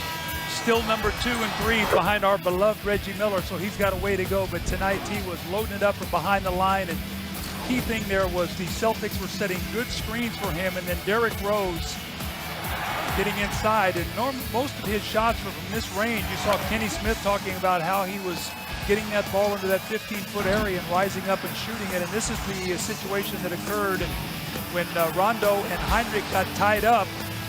Rondo took Hinrich by the arm, sort of threw him into the scores table, and then Hinrich came back. But Kevin, the important thing about that happened was Doc Rivers did a great job. When that happened in front of their bench, he immediately went to the bench and made sure nobody left the bench area.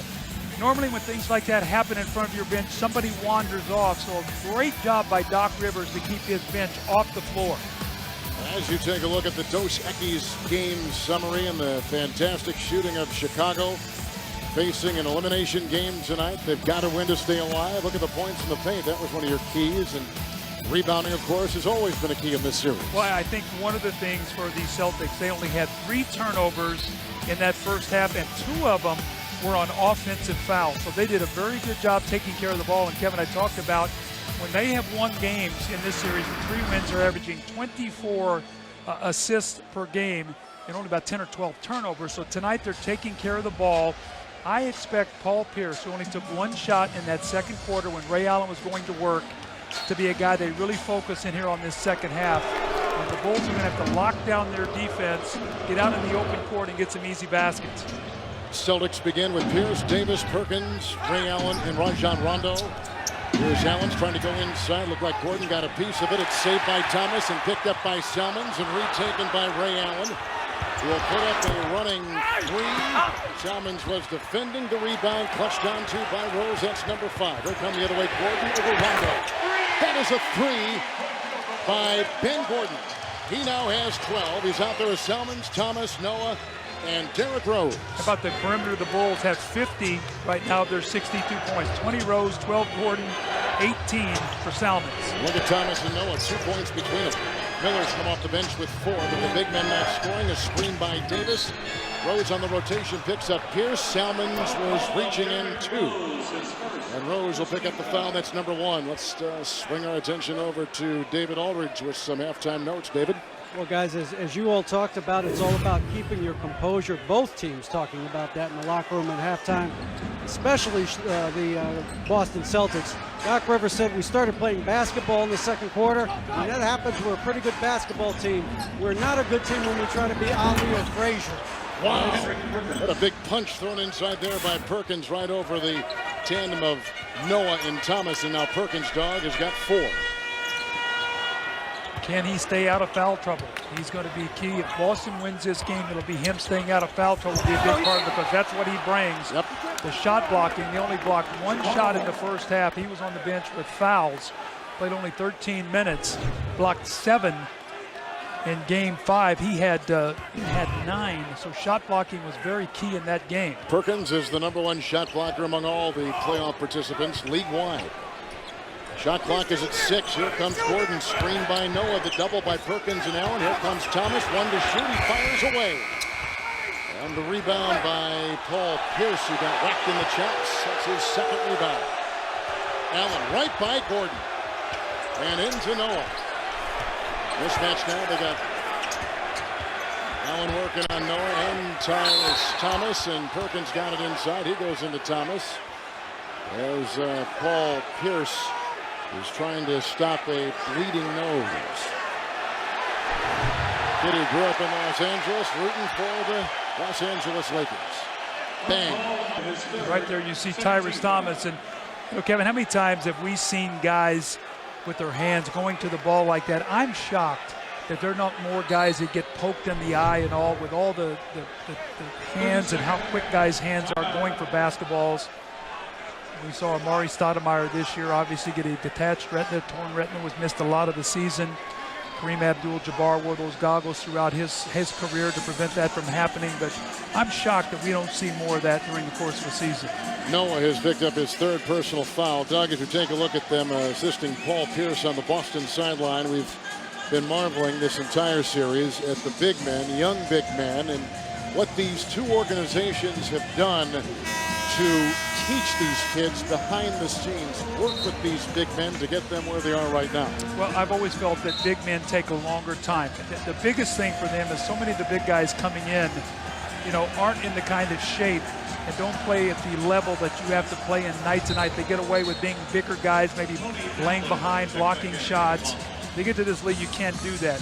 And you've seen in Boston here what they have done with Hinrich, Perkins, Glenn Big Baby Davis, how they have become such a big part of their team. And then how about Joakim Noah and Tyrese Thomas, how these young kids have improved as this year has gone on. And these coaches behind the scenes, the strength and conditioning coaches, the guys who get out on the floor on a day-to-day basis and do extra shooting, extra footwork, these big guys are so vital to the success of a team.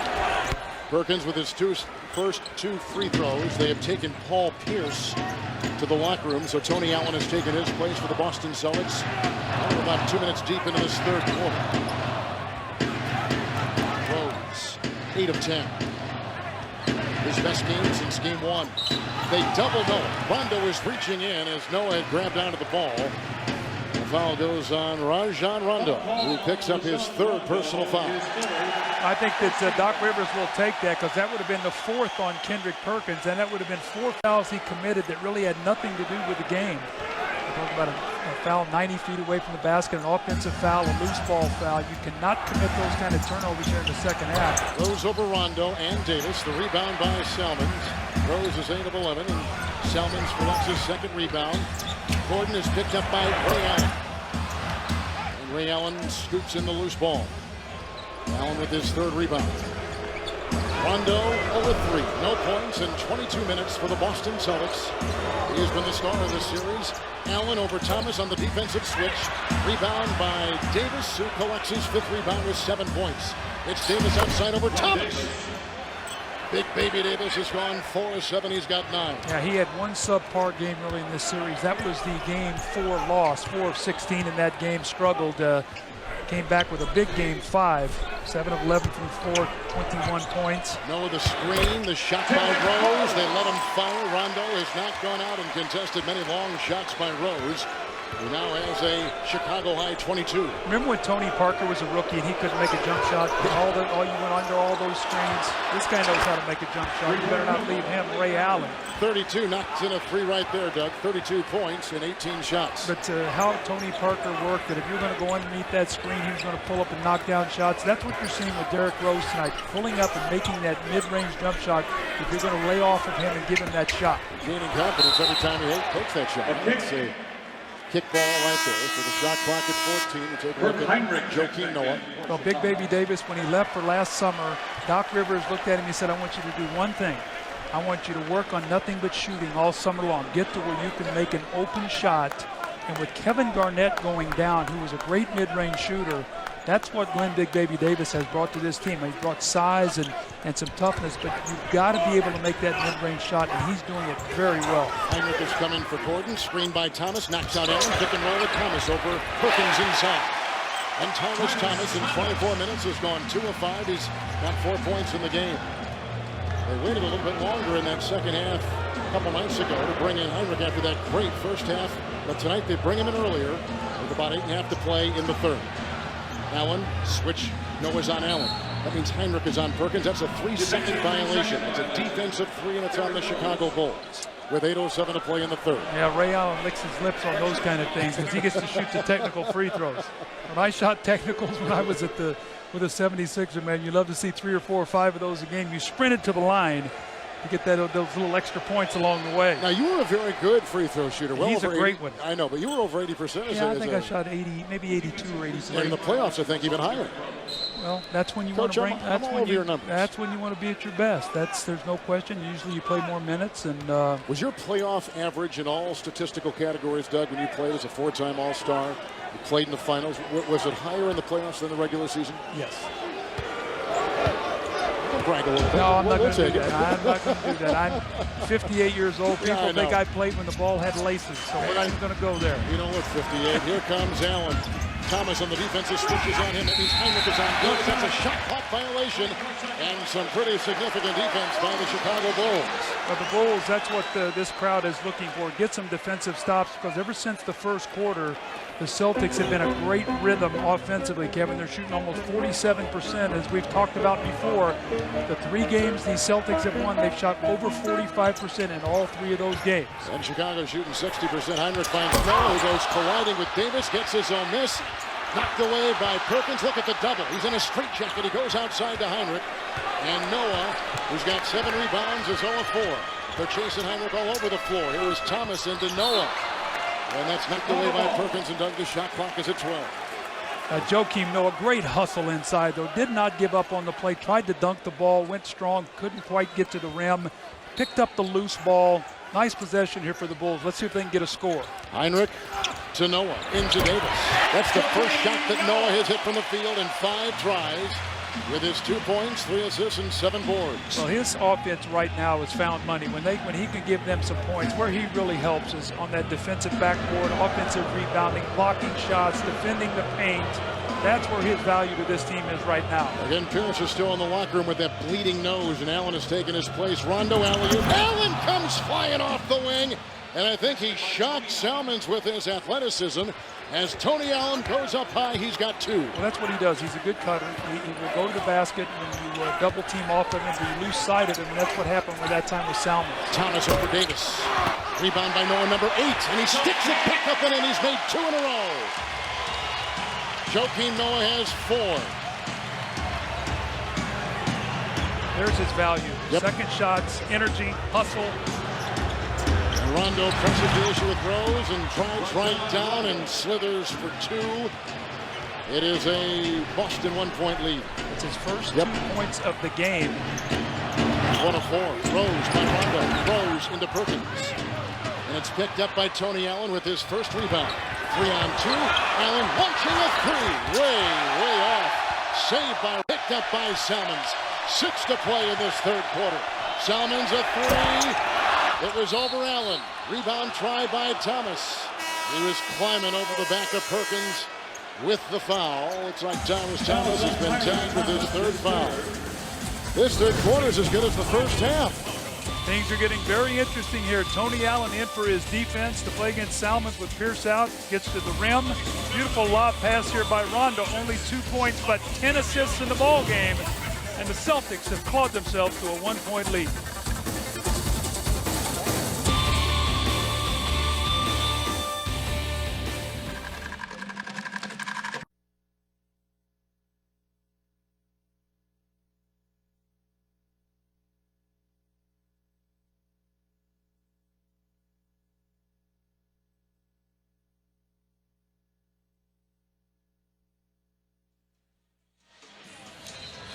We had a foggy day here in Chicago. Here was a mess this morning. And speaking of being in a fog, that's what Paul Pierce was in as he had to leave the floor with a bloody nose, his eyes watering, still trying to shake the cobwebs away. But Dougie is back out on the bench, and he has not come in yet. They're still taking a look over there at him. David, what do you have on Paul Pierce? Well, he suffered a nasal laceration, guys. It required several stitches underneath his nose is what I was told. Obviously, breathing through his nose is going to be a problem the rest of the game, but he's back on the bench, and he's going to try to get back on the court as soon as possible. And Allen is in his place. That's Tony, who throws to Ray Allen. He's guarded by Hinrich. Look at him force the issue inside with the left-hand shot. The rebound is claimed inside by Noah, number 9. Hinrich finds an open lane to the trailing Rose, who is 9 of 13 by Allen, by Perkins. Tipped in by Noah. Joakim Noah has come up huge in this third quarter for Chicago. Well, we'll see when guards get to the basket, Perkins is going to come over and try to help with that block shot. Someone's got to keep his man off the boards. That's 3 baskets here in the quarter, 2 of them on offensive putbacks. As you took a look moments ago at those second chance points, a runner inside by Noah. He was defended by Rose. He claims another rebound. Rondo 1 of 5, into Rondo again. This time he goes into Thomas, and he makes it work. So Rondo's got 4.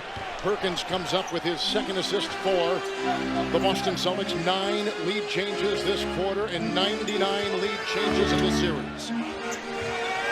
It's a Allen. Hinrich with the miss. Rebound by Tony Allen inside. That's his second board. See, I like this matchup, though. Hinrich with Ray Allen. He's a better defender than Ben Gordon.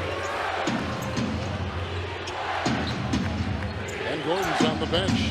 Tony Allen into Salmons. Rejected by Tyrus Thomas with the block, his second tonight.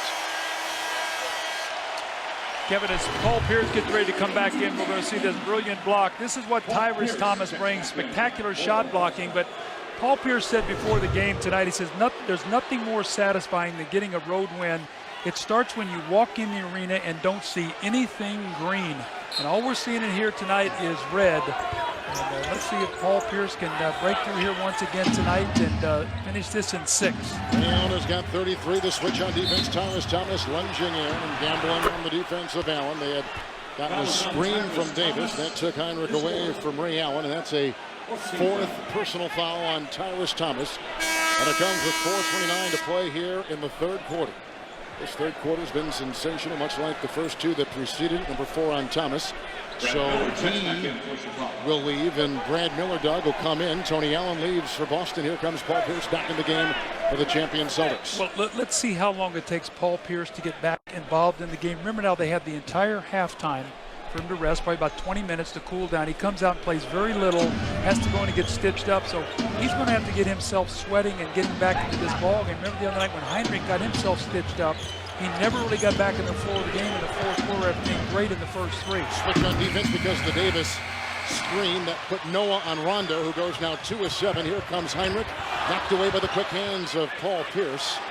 Rose has it. Salmons picked up by Allen.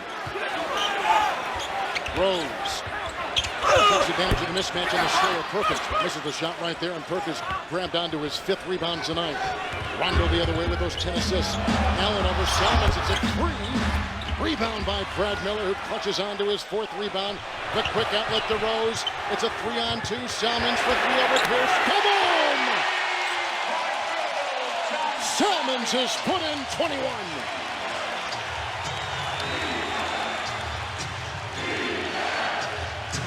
Three and a half to play in the third.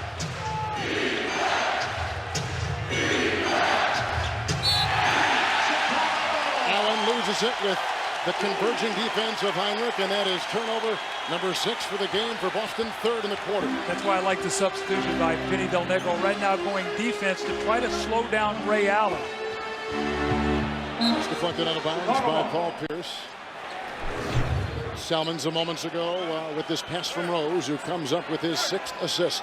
Again, this guy had been really struggling behind that three-point line. 6 of 24, 25% going in tonight. Look what he is here, 4 of 6, 21 points. Here's Rose. Noah. And the cutting Salmons, who locates an open Miller. Allen was close to Miller, did not converge. Brad Miller in 10 minutes has gone 3 of 3, 6 points. 4 rebounds and 7 stitches in his mouth. Well, when the Bulls move that ball, they make the extra pass. They don't do too much dribbling. They're getting very quality shots. Rondo 2 of 7. Salmons is on Paul Pierce, who is 3 of 7. He's got 12. Big Baby, the converging defense of Noah. The rebound by Miller, number 5. Rose, pedal to the metal. Got by Rondo. A floater inside. A rebound by Salmons. And out of bounds, it is off Chicago with 2:30 to play here in the third quarter. What a pace. Well, Rondo's got some quick hands. That time he just reached in and knocked that ball. This is a guy who's leading the playoffs in steals. Tonight been quiet on the offensive end. Does have 10 assists. Down by 4.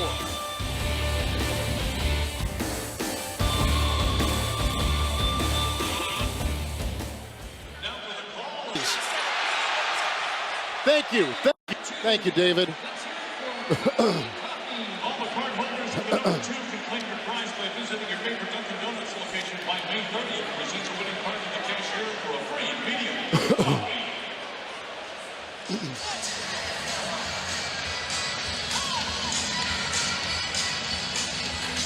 Thanks.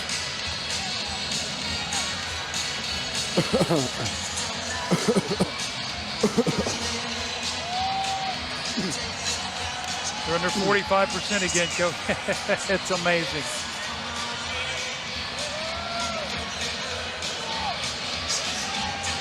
Well, Bruce 3 of 7.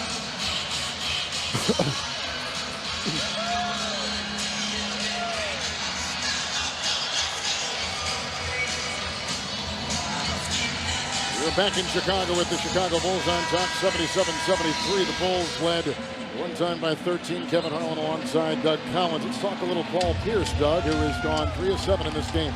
Well, he's only taken 1 shot in the last 10 minutes that he's played. Ray Allen 1 for 6 in this quarter. And remember, Paul Pierce, you see his numbers, how good he was at the end of that game. To take over that game, it looks like the Celtics were dead in the water, down 11.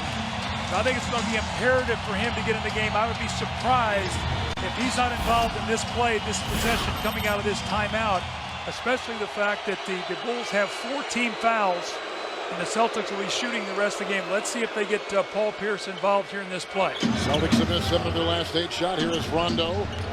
Rose and Miller have taken their turns watching him. Salmons deflects it out of bounds. Shot clock at 8. They were going for Pierce right there. Well, Salmons did a nice job. You're on the weak side of the floor, away from the ball. What you call that is shooting the gap. You don't chase the screen. You come through the inside. You play the passing angle, and you get a piece of that. So you have to know where the ball is to be able to make that play. Shooting the gap. Pierce squeezes by 2, rams into his own guy, and here he is trying to concoct a shot. He's called for the travel.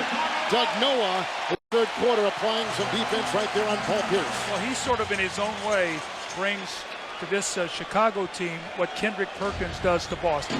Now, he doesn't have the big, strong body that Perkins does, but he gives you the shot blocking, the rebounding, and he's very mobile defensively out on those screens. Pierce comes up on Salmons. Quick throw from Hinrich to Miller.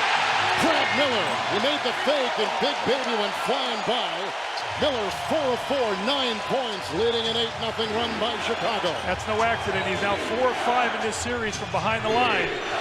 Miller has been terrific off the bench tonight in the wake of that hard foul in overtime a couple nights ago in Boston, as Pierce finds Rondo, who hits just his third shot with 6 points and 10 assists. Pierce has that ball in his hands, trying to get into the game.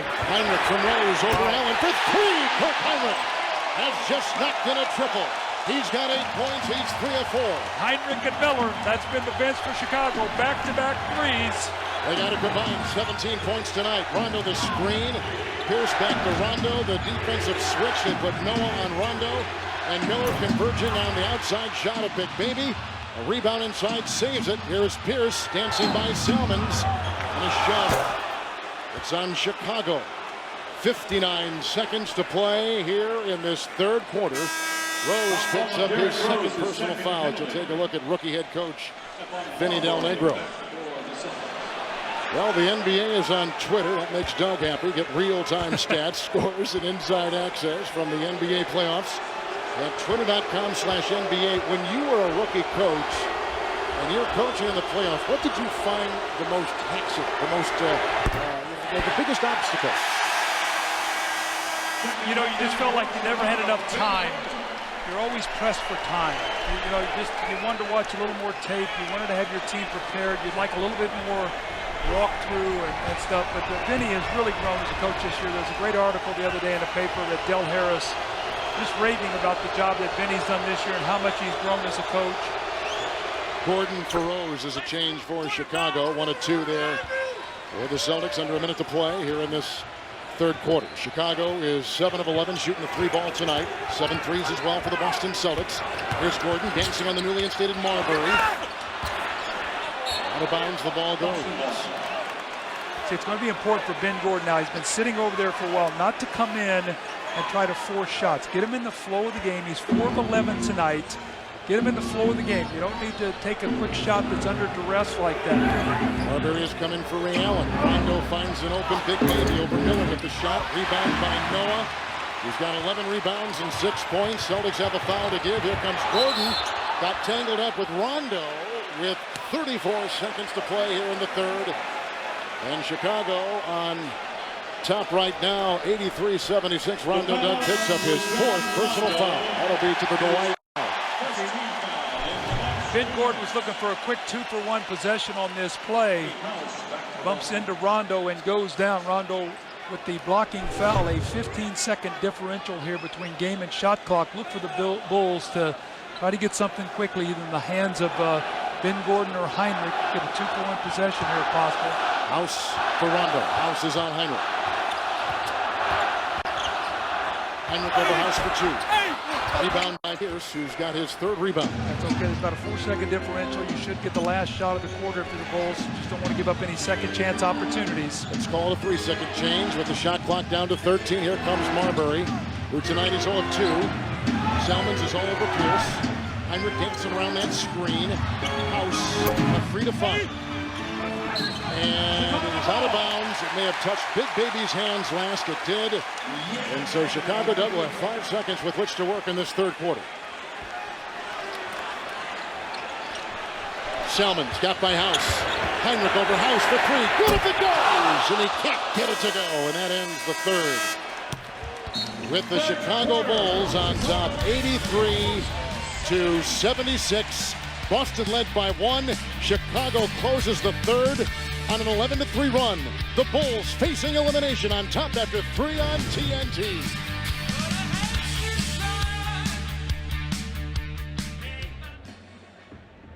Vinny, all series long, Brad Miller and Kirk Hinrich off the bench have given you great minutes. They did again in this game. Well, they're veteran guys, they're competitive guys, and they know how to play the game. So I have a lot of confidence in both of them. So obviously in the first quarter, the incident with Rondo and Hinrich.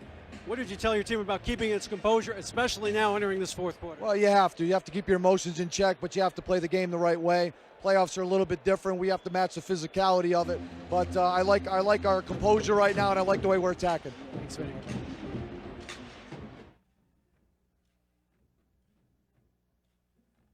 Get on your stuff. Ladies and gentlemen, the Stampede, presented by Coke Zero. Vinny Del Negro. Shooting 43%, Coach.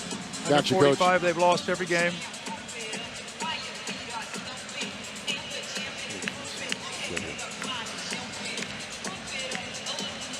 Celtics had 4 turnovers in that quarter, too. Bulls 14 points off, so they're +5. What was the points off turnovers that quarter, Coach? They had 5 they had 4. What was the points off turn? So they had 4 in that quarter. 7 points off turnovers. Noah has caught a little fire here, Coach, in that third quarter. Energy. That's huge. That is huge. All right. Good job in there, guys. Keep it up, man. One more quarter to go. Good job, everybody.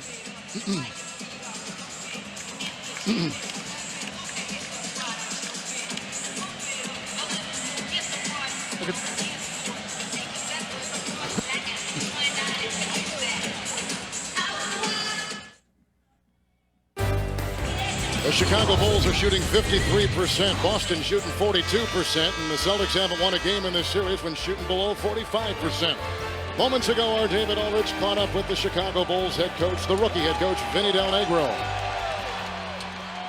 series long, Brad Miller and Kirk Hinrich off the bench have given you great minutes. They did again in this game. Well, they're veteran guys, they're competitive guys, and they know how to play the game. So I have a lot of confidence in both of them. So obviously in the first quarter, the incident with Rondo and Hinrich. What did you tell your team about keeping its composure, especially now entering this fourth quarter? Well, you have to. You have to keep your emotions in check, but you have to play the game the right way. Playoffs are a little bit different. We have to match the physicality of it. But I like our composure right now, and I like the way we're attacking. So we begin the fourth quarter, and the Boston Celtics have Scalabrini, Stephon Marbury, House, Pearson, Big Kendrick Perkins out there. The Chicago Bulls dog with Tyrese Thomas and Miller. They've also got Gordon, Hinrich, and Salmons. That's how both teams begin the fourth. They have a quick trap on Pierce. Marbury to House. Shot clock at 9. Hinrich is watching Marbury. Here's Scalabrini, and he is tangling with the angular Tyrese Thomas. It's caught by Hinrich. Scalabrini to a 5. Gordon flies the other way. 4 of 11. His shot rejected by Scalabrini at the other end. Very interesting time here. Doc Rivers has got Ray Allen resting. He's got Rondo resting with 4 fouls. So you're in with Eddie House, Marbury, and Scalabrini, a bench that has been very anemic this whole series. How long can he go with this bench? And can they prevent the Bulls from getting this to a double-digit lead? Miller brings out Perkins. He traveled. A little hesitation. Looked like he was going to pop the 3, and it's a turnover for the Chicago Bulls. That is number 11. That's 2 on Brad Miller here, Yep. and I talked about He had a couple the other night early, didn't he? in the first half. He had 3 the other night, but in this series, Brad Miller has 15 turnovers, now 17, and only 6 assists. So he's been one of the guys who has turned the ball over. Here's Pierce. Good screen by Perkins and knocked out Salmons, but the shot by Paul won't go. He's 3 of 8 with 13. Rebound by Tyrese Thomas. He's got 3. Hinrich dancing on House. Into Perkins. Finding Miller with the pass. Count it for 2 and a foul.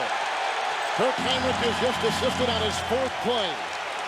And what about Brad Miller, dog? 11 points, 5 of 5 from the field. The foul goes on Scalabrini for the 2nd time. Well, Hinrich with a huge advantage there. Remember, they're attacking Eddie House. They're making him guard. He beats him off the dribble.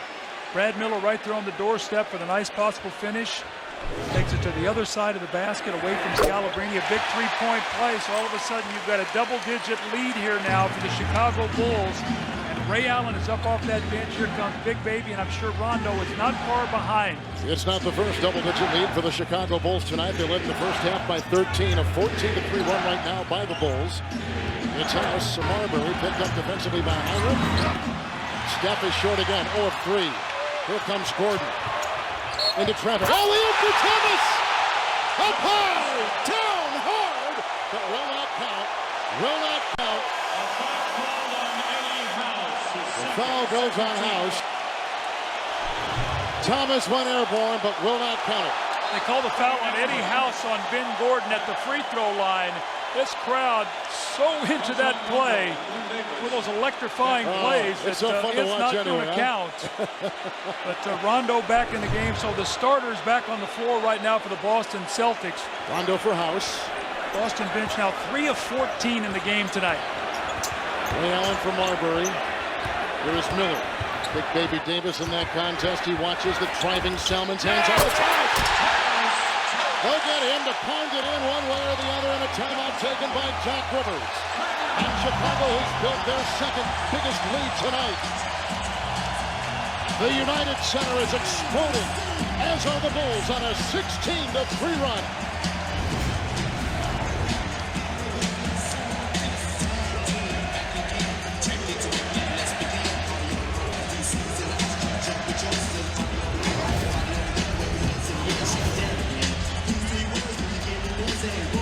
Joakim Noah to go up 77-66. 9:15 to go. Paul Pierce with a driving layup. The Celtics go on a 27-16 run to tie the game. They finish shooting 11 for 15 in that fourth quarter, send it to overtime and get the win. But that was at home in the Garden. Look what they shot. 40% in the first 39 minutes. Last 14 minutes, including overtime. Can they do it on the road? Paul Pierce, last field goal came with about 3 minutes to go in the first quarter. Rose is in for Gordon. That's the Chicago change. Here is Allen. Hinrich picks him up. Boston one field goal from the field in the last 7 minutes. Davis, shot clock is down to 6. Mismatch on Hinrich. Good spin by Big Baby, but he can't get it to go.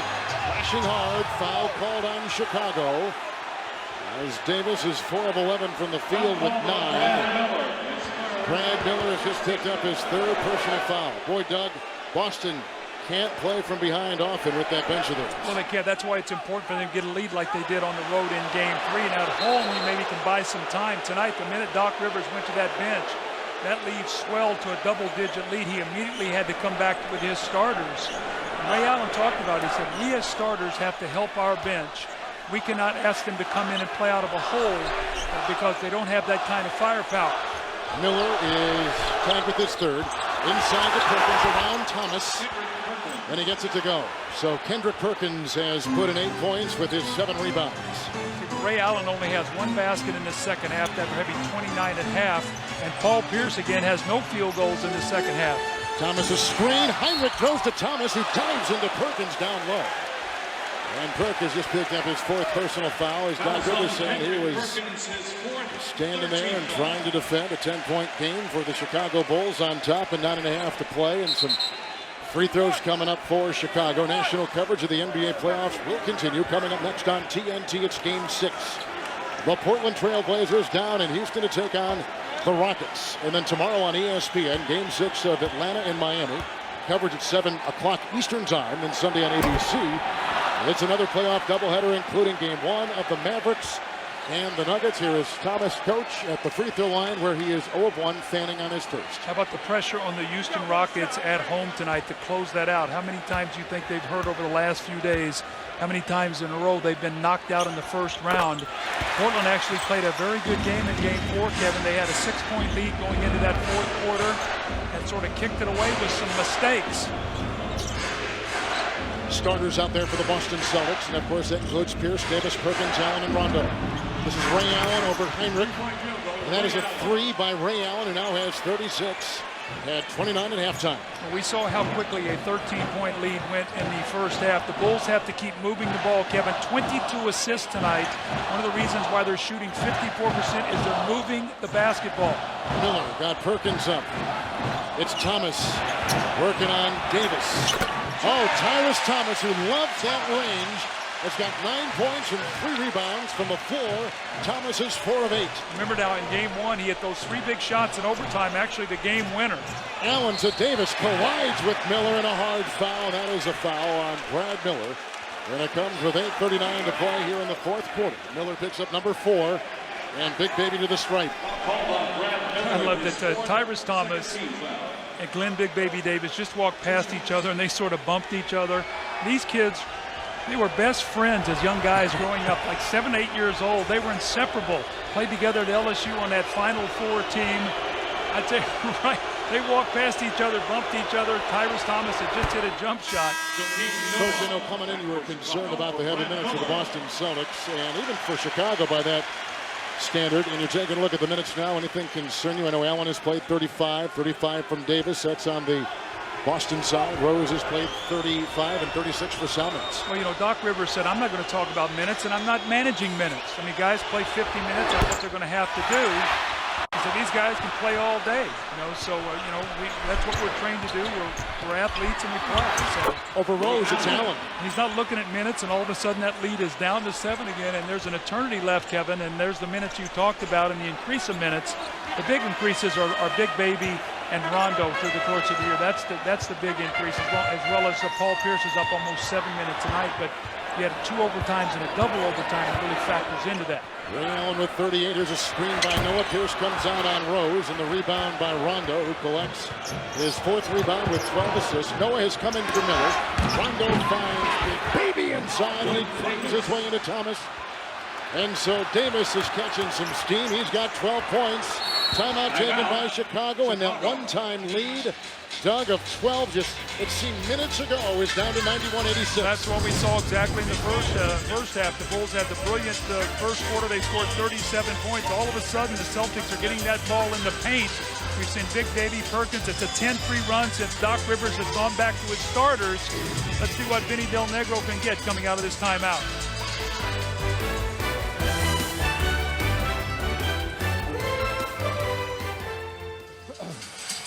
Good job in there, guys. Good job.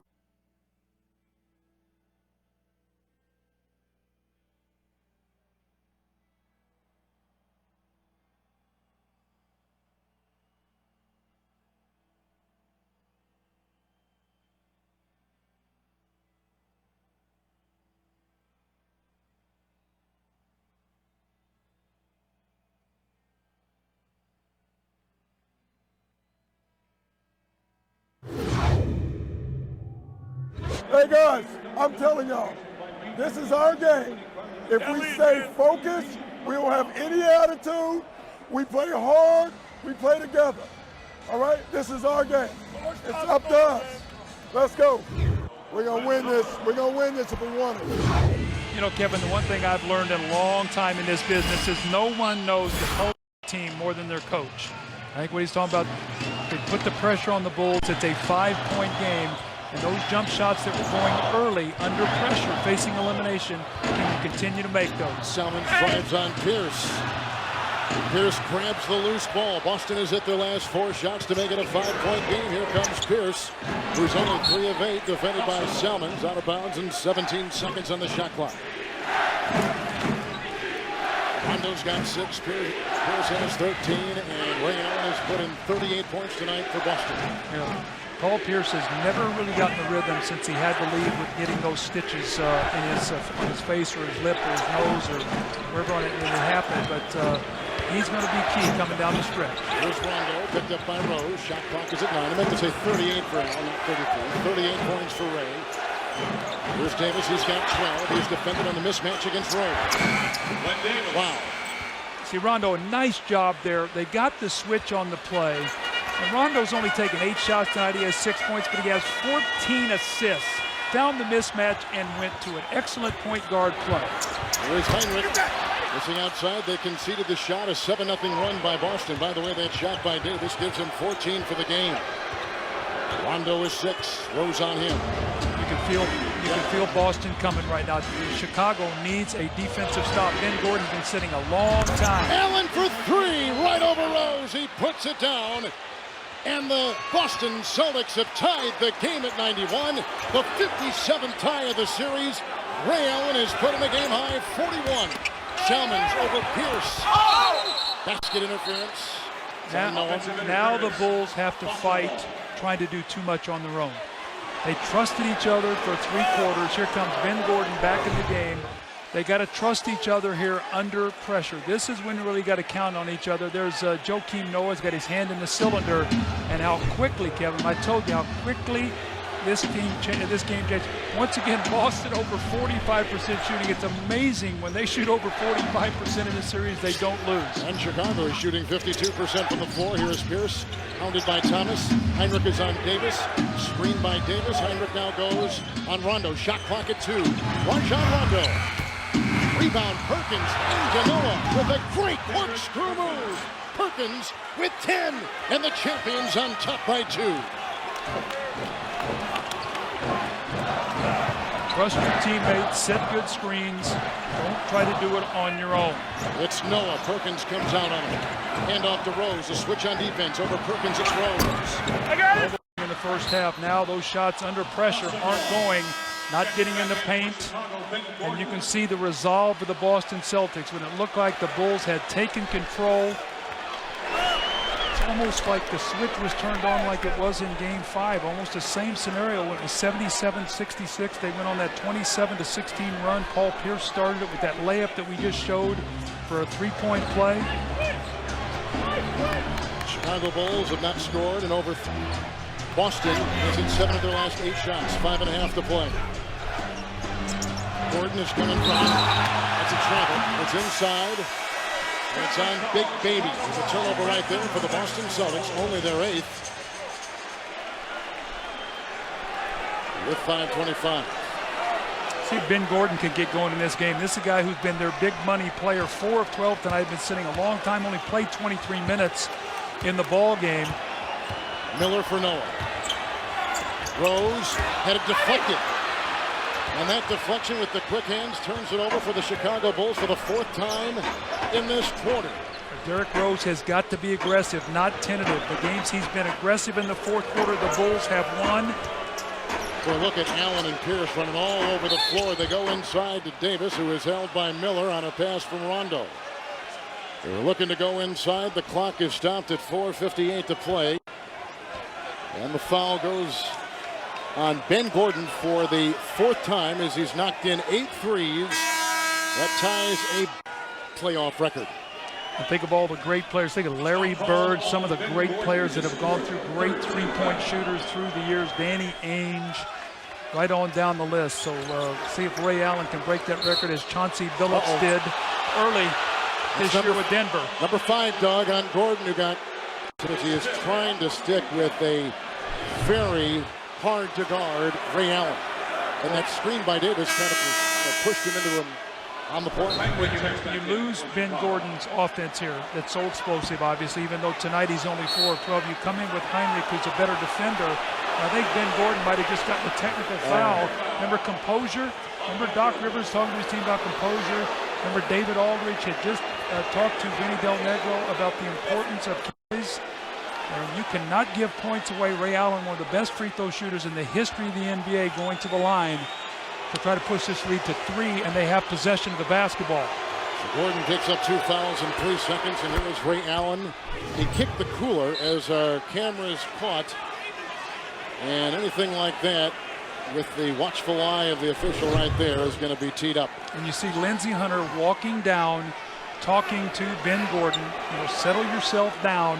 We're going to need you. There's still a lot of time to go in this ball game, and this is where you have got to have the resolve to play through. Right now, the Bulls are going through a struggle. You've got to fight through it, but you've got to get a defensive stop, Kevin. You've got to stop it. Boston has got right now their biggest lead of the game.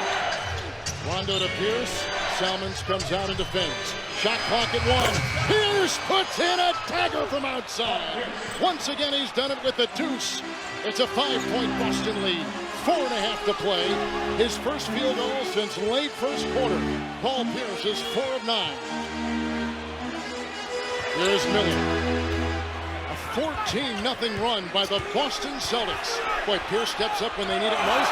Perkins with the block on the shot by Salmons, picked up by Pierce, and here comes Boston the other way. Boy, has this game switched. Oh, my goodness. Now, if you're Chicago, you can't start turning around. I mean, you're looking around for your team. You've got to dig in here right now because Paul Pierce and Ray Allen are going to be the 2 guys. Can you stop them? Miller's playing Allen over the perimeter. You got that right, but the missed drive, the rebound by Perkins, his 10th. He's got 10 points. Another double-double for Perkins. Fresh shot clock with which to work. Rondo to Big Baby. The mismatch on Hinrich will exploit. They'll feed to Perkins. Outside Pierce for 3. Good!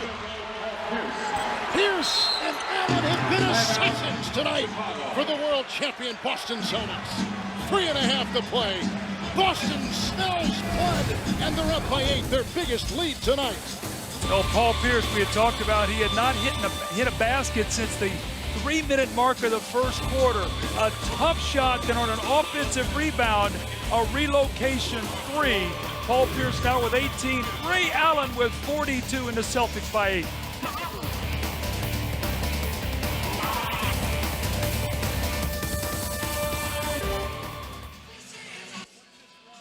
Basketball. We got exhaust with 4 seconds back. We got you. Keep going down here. That's all grip right here, homie. Go up.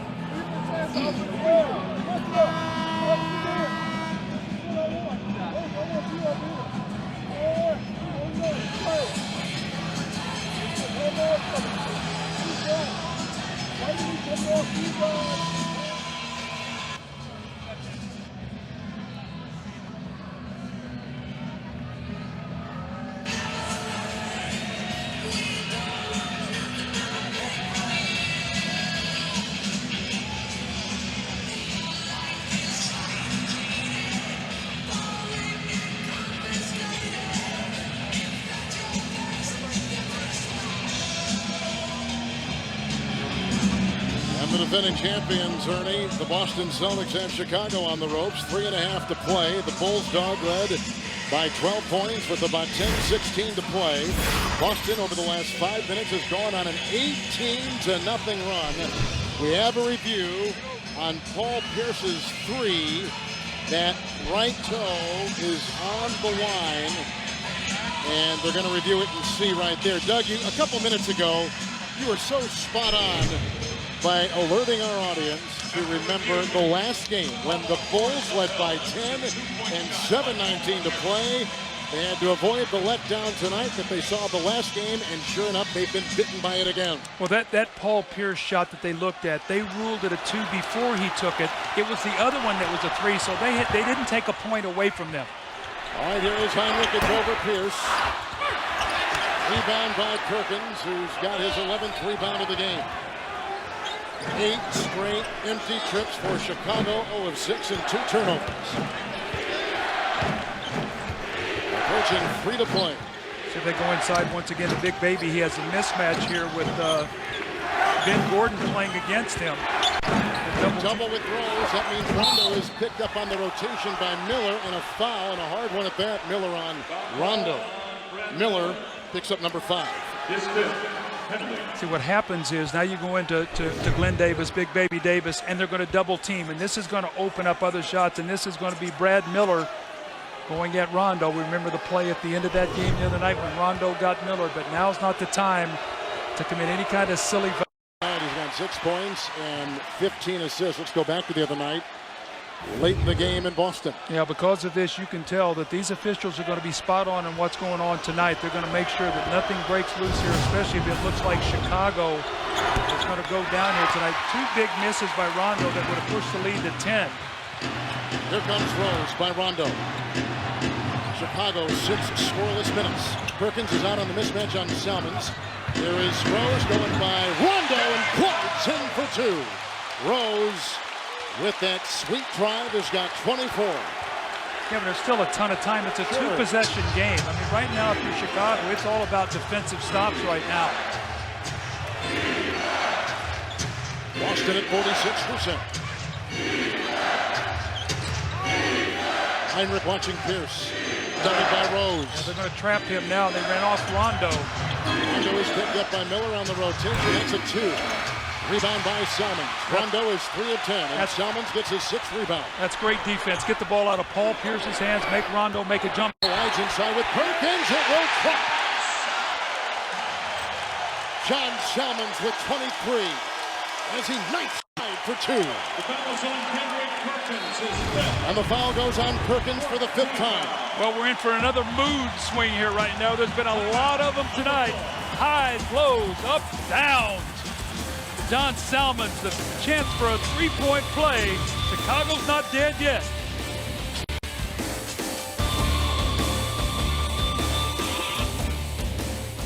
U.S. Army strong performance of the night. Log into NBA.com to see more strong performances. Well, Ray Allen, 42 points, 8 threes. The 9th would tie the NBA record, of which he already is part of. He has 9. Rex Chapman has 9. and Vince Carter has 9. So, Kevin, the last possession, Paul Pierce tried to isolate on the wing, and the Bulls double-teamed him and forced Rondo to shoot a jump shot.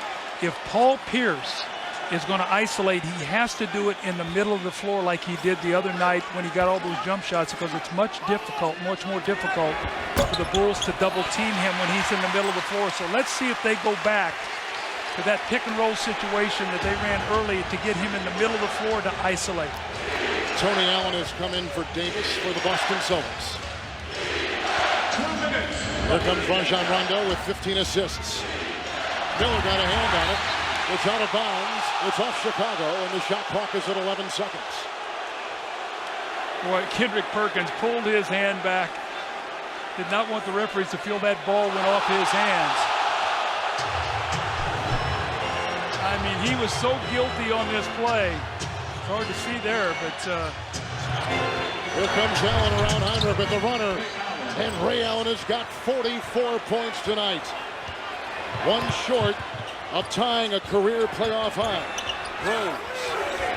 Salmons over Pierce for 3. He's got a playoff high 24 points, and that's out of bounds. It touches nothing, and Boston will get the ball. You don't need that shot there, Kevin. I mean, that's a contested 3. Drive that ball to the basket, get to the line. That's a home run. You don't need a home run. There's still too much time. Rose on Rondo. Miller watching Perkins. Salmons is on Allen. Rondo. Off to the uncovered Allen as they went the double inside. The rebound by Brad Miller. That's number 7. Here comes Ben Gordon. 4 of 12. Well, Tony Allen's in there for defense. And Allen watches as a beautiful shot is put in by Brad Miller. He was uncovered. They conceded the shot. Allen didn't rotate. 6 in the corner for Brad Miller and 15 in the game. So you got Tony Allen in the game right now and Rondo. You can help off of both of those guys defensively, and that's exactly what the Bulls are going to do. Trap Paul Pierce. Tony Allen into Gordon. Over Miller. Rebound by Brad Miller.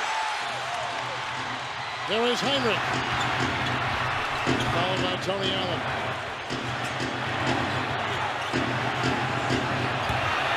Miller for the tie.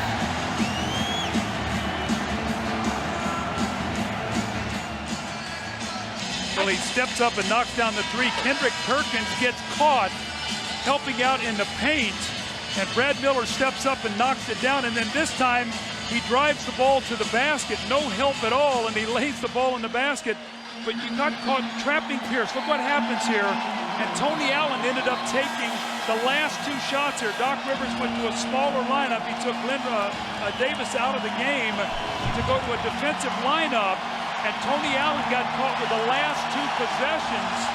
So now you are Chicago. There's a 5.7-second differential. I'm sure that Boston is going to try to wind this down. The timeout situation, Chicago has a full and a 20, Boston with 2. But right now, if you're Chicago, it's all about defense. And chances are Paul Pierce is going to have that ball in the middle of the floor. Eddie House is in the game because he can shoot it. You have Ray Allen in the game, Perkins and Rondo. So Doc Rivers has added another shooter in case the Bulls trap. They can swing the ball and maybe Eddie House or somebody will be able to knock a shot down. Kevin, the question is, if they miss, the Bulls might not take the timeout and elect to push that ball and try to attack. So let's see what happens here on this possession. Difference of 5 seconds to game. Rose is defending Rondo. Salmons is on Pierce. Screen by Allen, switch on defense. Hinrich goes on Pierce. Pierce to break the tie, 2 seconds to shoot. Rebound by Rose. Timeout Chicago, 4.4 to play. We're tied at 101.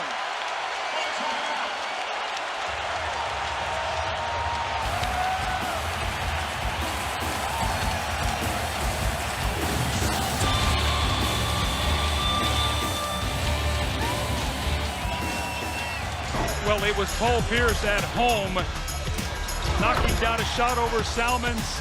Once again, same spot, knocks it down. And this is the game winner. Well defended. On the road tonight, takes the ball to the same spot, his sweet spot, pulls up wide open, misses the shot. And here we are once again, looking at a possible overtime. Now, what happened in Game 5? The Bulls settled for a jump shot. If I'm Vinny Del Negro, I'm saying that huddle, if at all possible, drive that ball to the basket and put the onus on the official to have to make a call. Don't settle for an outside jump shot. Hinrich, Rose, Salmons, Miller, Gordon. Chicago at the timeout, Boston with 2. Now don't fall asleep on Brad Miller now shooting that ball. Here is Gordon, guarded by Pierce. For the win. Overtime again. Doug, this will be... Are we getting paid extra? Oh my goodness. It's 4 overtime games, but 5 overtimes altogether, right? 5 overtimes in this series. And the 3rd in a row as Ben Gordon, who has gone 4-13, pops that over Pierce, tied at 101. You're watching the NBA playoffs on TNT.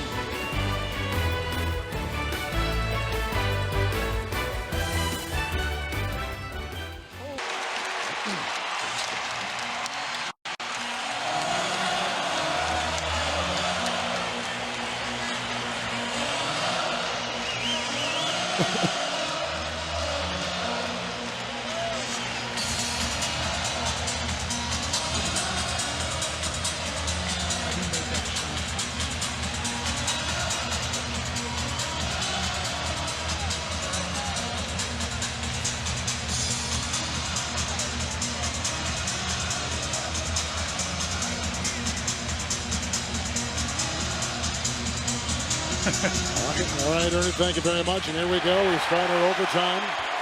Rose and Hinrich. Joakim Noah is in with Gordon and Salmons. Here is Gordon by Perkins. By Allen, he goes past both. He can't get the layup to go. And Gordon is 4 of 14. And Rondo is really limping. I don't know if his leg is bothering him, but he is really limping. Tony Allen into Perkins, goes right by Noah. Look at Rondo. He is dragging that right ankle. We got to keep our eye on him. He is guarding Derrick Rose. If I get the ball and I'm Derrick Rose, I got to find out how bad that ankle is. Hinrich defended by Allen. And Paul Pierce now comes out on Salmons with the shot clock down to 9. Salmons switching inside, beating Perkins. It's in. Salmons, Doug, with the drive right there, has got 26. Allen and Pierce, Rondo, Perkins, and Tony Allen for the Boston Celtics. Now, Ben Gordon can be a real help defender here off Tony Allen. You don't want to give him layups, but you got to be able to help on Pierce and Ray Allen right now if you're Ben Gordon. It's Allen knocked away by Noah. Shot clock at 4. Allen goes by Noah to the wide open Perkins inside. Rebound by Gordon. Perkins is 5 of 7.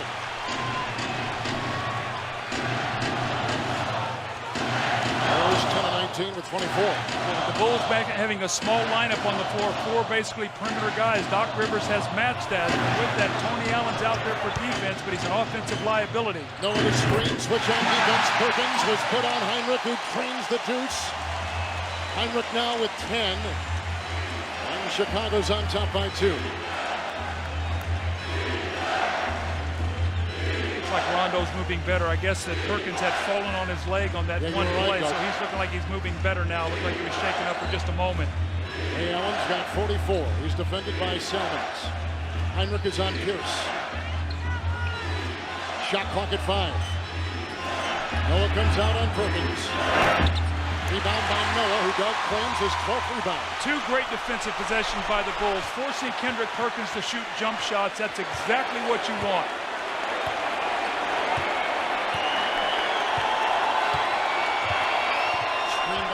Switch on defense, Perkins is on Rose. Signs a pass inside. Tony Allen breaks it up, and here comes Rondo. turnover number 14 for Chicago. This is where Ray Allen is dangerous. He's got a three. Rose converging. Rebound inside by Noah. Loose ball foul called on Paul Pierce. And Paul Pierce picks up just his second, make it third, a personal foul. Rondo has struggled with an ankle throughout this series. Watch what happens here. It looked like Perkins hit him as he went by. Let's watch this right here to see exactly what happened. Right there. Jammed it, looks like he jammed it. He had that thing in ice before the ball game, but excellent rebound by Noah. It looked like Paul Pierce was on an offensive tip, and Noah just went and took that rebound away. Brad Miller is coming for Noah Salmons. Working on Pierce. There's a whistle and a foul. Basket will not count.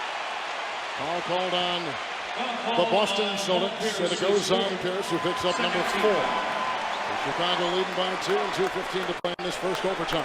See, if you talk about the Boston Celtics last year, when they finished games, Perkins really wasn't on the floor. It was Garnett and James Posey. Miller is wide open. He sneaks by Perkins. Brad Miller off the bench, 19 points, 8 of 8 for the game. And Chicago leads by 4 with over 2 to play in overtime. When you close games, you like to have 5 guys out on the floor that can score. What a great play by the Chicago Bulls. Slipping the screen, look at him going up. Beautiful set play. Tony Allen on the weak side with Ben Gordon not giving any help. He wasn't smiling like that the other night. He was picking teeth.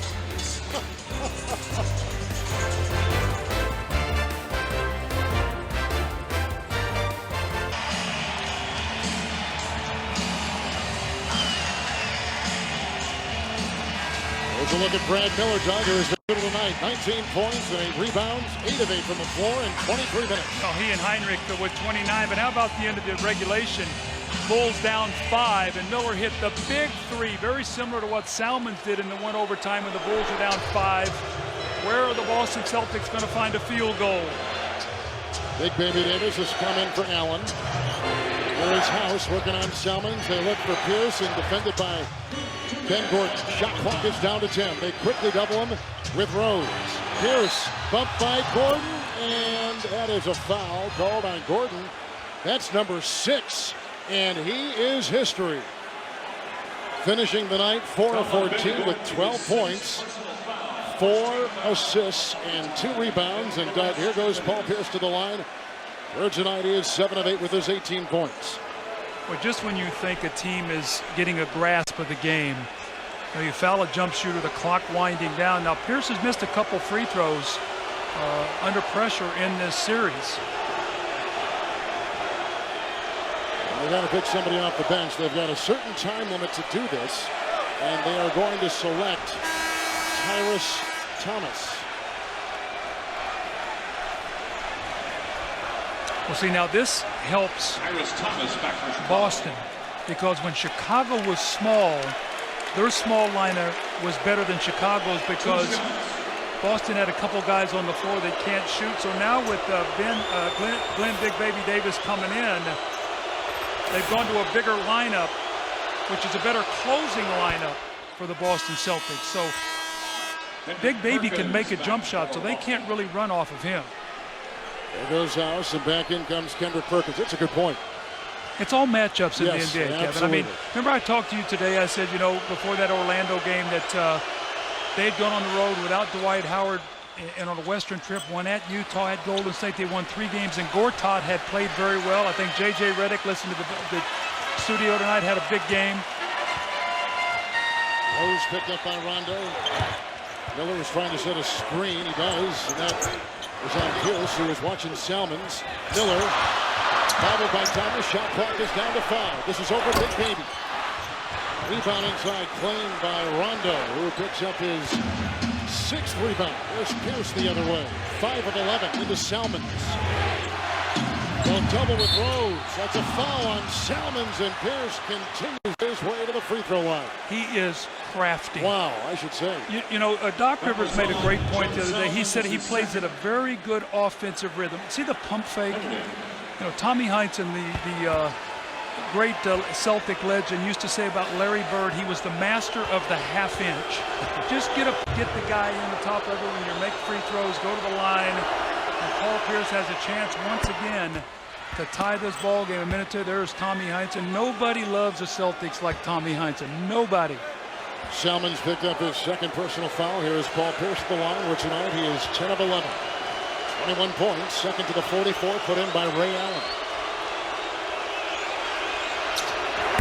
Big ones.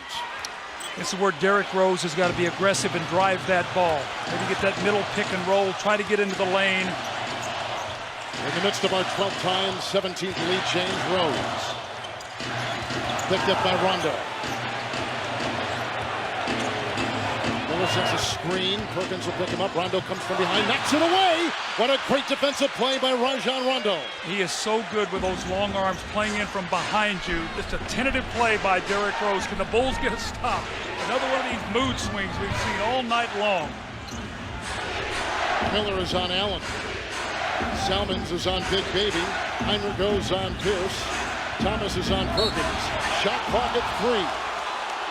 See, that wasn't a good decision by Rondo. You have Salmons on Big Baby Davis. That's really not a huge advantage for Boston. In that situation, get the ball to Paul Pierce. Now with 3 seconds to go. Doc Rivers going to try to take a timeout, and this is where coaches earn their money right here. Woo. Woo.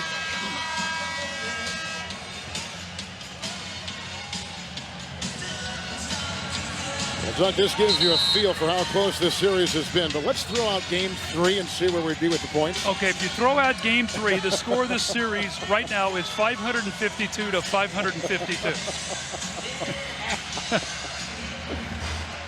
Unbelievable. Boston shooting 43%, Chicago shooting 52%. 26 by Salmons, 24 for Rose. Gordon is fouled out with his 4 of 14, 12-point night. Now, if you're going to switch right now, if you're Chicago, you've got to talk, because big guys will slip those screens for layups. So if you're going to, I'm sure with Ray Allen coming off or Paul Pierce coming off, screen, some kind of screen, you've got to really communicate so that big guy can't slip and get a layup. 3 seconds is still a lot of time. Boston is not hit from the field in 4 minutes. Seconds on the shot clock. Rondo will inbound, guarded by Rose.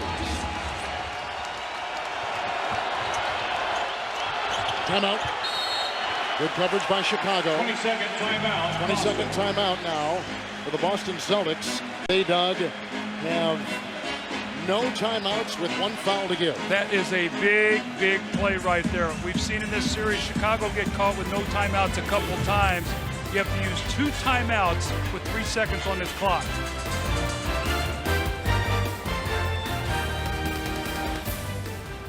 Good job.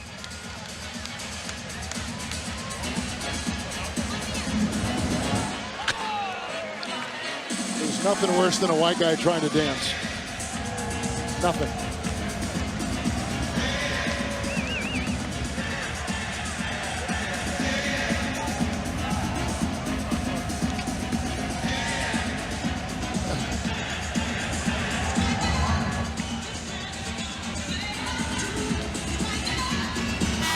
We've got a tie 107. We're in overtime. Just to play in this first overtime, one of many we have seen in this most historic of series.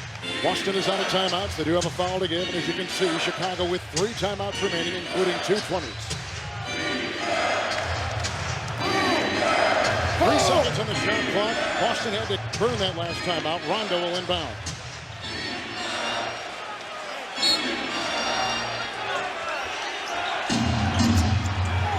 Rondo to Big Baby, picked up by Hinrich for the lead. Oh, my. Davis has got 16 points, 7 of 14. Hinrich was defending, and Glenn Davis with a huge shot, which puts the Celtics up by 2. Boston on a 6-0 run. Kevin, you got to be able to have 5 guys on the floor shoot the ball late in games. It's so critical, and Boston does. Talk about Big Baby coming back in. When Ben Gordon fouled out, the Bulls had to go to a bigger lineup, and that has helped Boston in the matchups.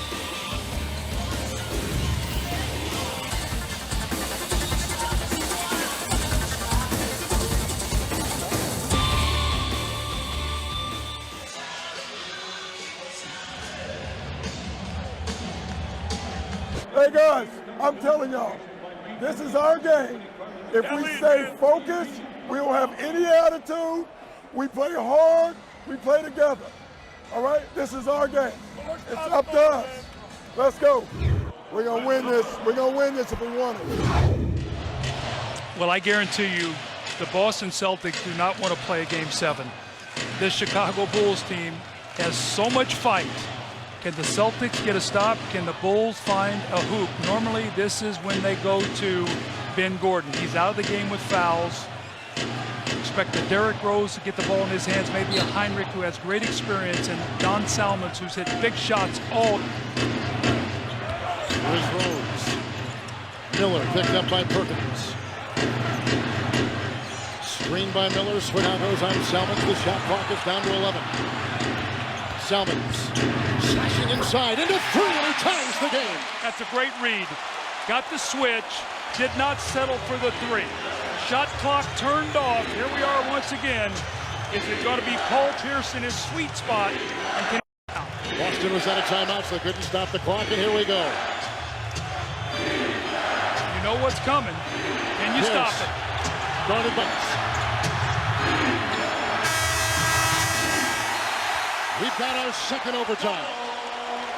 That's when you don't have a time comeback. Even though the Celtics have an experienced team, that play right there went dead. There was no place to go. You had no timeouts because you had to use 2 to get the field goal for Glenn Davis when you had 3 seconds on that shot clock.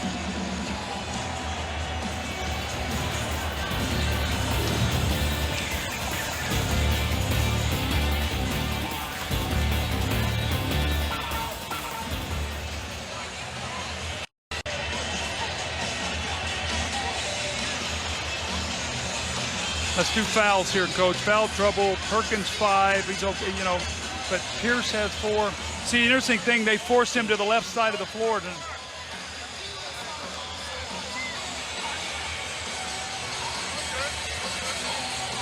Oh, man. Oh, well. Wow. Yeah. Nice, guys. Nice, guys. Yeah, they want Rondo to be open, Coach. They're not going to guard him. You have anything? Overtime period in this most compelling series. See, what I like on this play is they force Paul Pierce to his hip, but keep your eye on Ray Allen circling under the basket. They lose him on the play. They come to double, and he actually works in behind Paul Pierce. Had Paul Pierce kicked that ball out, he might have had Ray Allen for an open 3. He didn't. They had no timeouts. So here we go again. The last double overtime game in here, Chicago won. Gordon is fouled out for Chicago.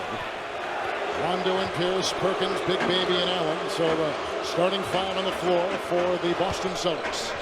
Rose is on Rondo. With Miller and Hinrich, Salmons and Noah. Pierce. Salmons defending. Miller comes out on Big Baby. Davis again hits. He's got 18. He's 8 of 15 in the game tonight. Oh, Joakim Noah's got to come over and try to block that shot. He was so worried about Perkins. You got to come over and make somebody make an extra pass. With Doug Collins and David Aldridge, this is Kevin Harlan at the sold-out United Center. Salmons slashing by Pierce with the left hand. And a whistle and a foul. And it comes with 9 seconds on the shot clock. Pierce was reaching in. And Paul Pierce picks up a foul. That's number 5. He's got 5. Perkins has 5. And Rondo's got 4. We told you about Gordon leaving with the 6 fouls and 12 points and a 4 of 14 night. And the only other player with 5 fouls for Chicago, Doug, is Miller. He's put in 19 and been terrific off the Chicago bench. Well, Salmons now with 29. But Kevin, what I like what he's done. Remember, I said in the regulation, he took, I thought, a bad 3 that was contested, shot an air ball, and now what he's done, he's attacked the basket. The last possessions, he's driving that ball to the basket. Interestingly enough, Paul Pierce is a very good defender, and he's beating him with his strong hand, that right hand to the basket. And they're going to have to do a better job keeping him out of the paint because Perkins has 5 fouls. He fouled out in regulation here in Game 4, and they lost that game. They missed him inside. Off a screen, Allen over Hinrich for 3. Rebound by Perkins, back out to Pierce, drives on Salmons. Now Miller has got a tangle with Perkins. And Allen tries to shake the defense of Hinrich and finds Davis over Noah. Big Baby Davis with 2 big hits here in overtime. Number 2, he's got 20. The importance of your power forward being able to make shots.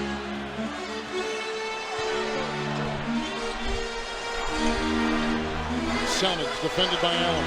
Great recognition by Ray Allen. Looked like Salmons had an open three. This is a three right here. Wow. That puts Chicago on top. John Salmons with 33 points in 52 minutes. 6 of 24 from three going into the game tonight. 9 points in overtime by Salmons, and here comes Rondo. He is 3 of 10 with 6 points and 17 assists. Pierce is 5 of 12. Big baby, the mismatch on Hinrich. Doubled by Rose. Out to Allen over Miller. 24-second shot clock violation. That is a shot clock violation and good defense by Chicago. Slow recognition on the play to go inside, and Chicago's doing a nice job double teaming the ball and rotating.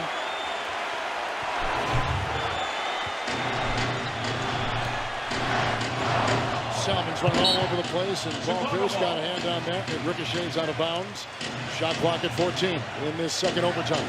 Salmons had a 38-point game in here in regulation on St. Patrick's Day against the Celtics. So Pierce had 37 in that game. Salmons 38. Rose, shot clock at 9, screened by Miller. Rose is 10 of 19. Another screen by Miller over Perkins. Rebound by Pierce. He reels in his 6th rebound. When that shot clock gets down against Chicago, that's when the Celtic defense is at its best. They got to get into it quicker. Big baby, the screen is Pierce, defended by Hinrich. Paul Pierce. Rebound by Miller. That's number 9, and that is a foul, and that is number 6. That goes on Perkins. He is gone. That is a huge loss. Oh, absolutely. Because now Boston has nobody to defend the paint. With a loose ball foul on Perkins. You've got early fouls tonight. You know, Hinrich does a nice job on Paul Pierce. He gets a hand in his face. Inside position there, Brad Miller. As he goes down, he sells the foul. Hinrich Perkins will sit. Scalabrine in the game. He will bring some shooting, but now all of a sudden, undersized front line once again for Boston, and that's when Chicago really took advantage in the first half. Pierce on Salmons. Salmons 12 of 19 with 33. Down the lane he goes. John Salmons with 35. Chicago by 3. No shot blocking. Take the ball to the basket. Salmons. Very smart basketball. Get the ball in the paint. 52 points in the paint tonight for Chicago. Put that in perspective, the other night, 32.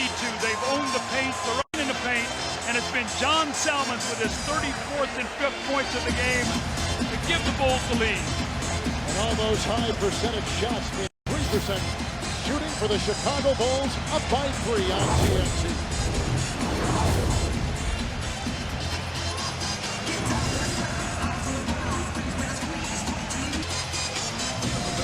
Right now, they don't want to see that Game 7. That's what you worry about. How fresh they're going to be on Saturday night at home.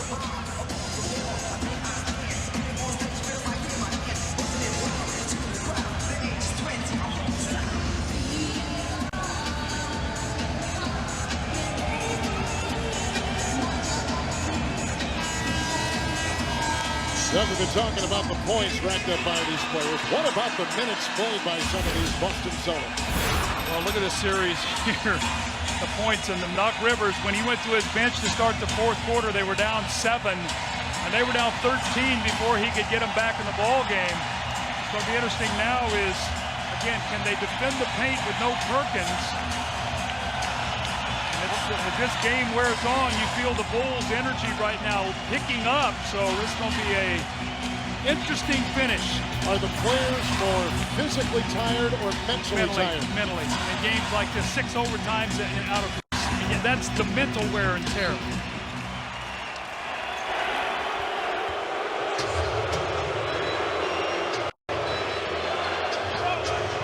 Rajon Rondo got a screen from Davis.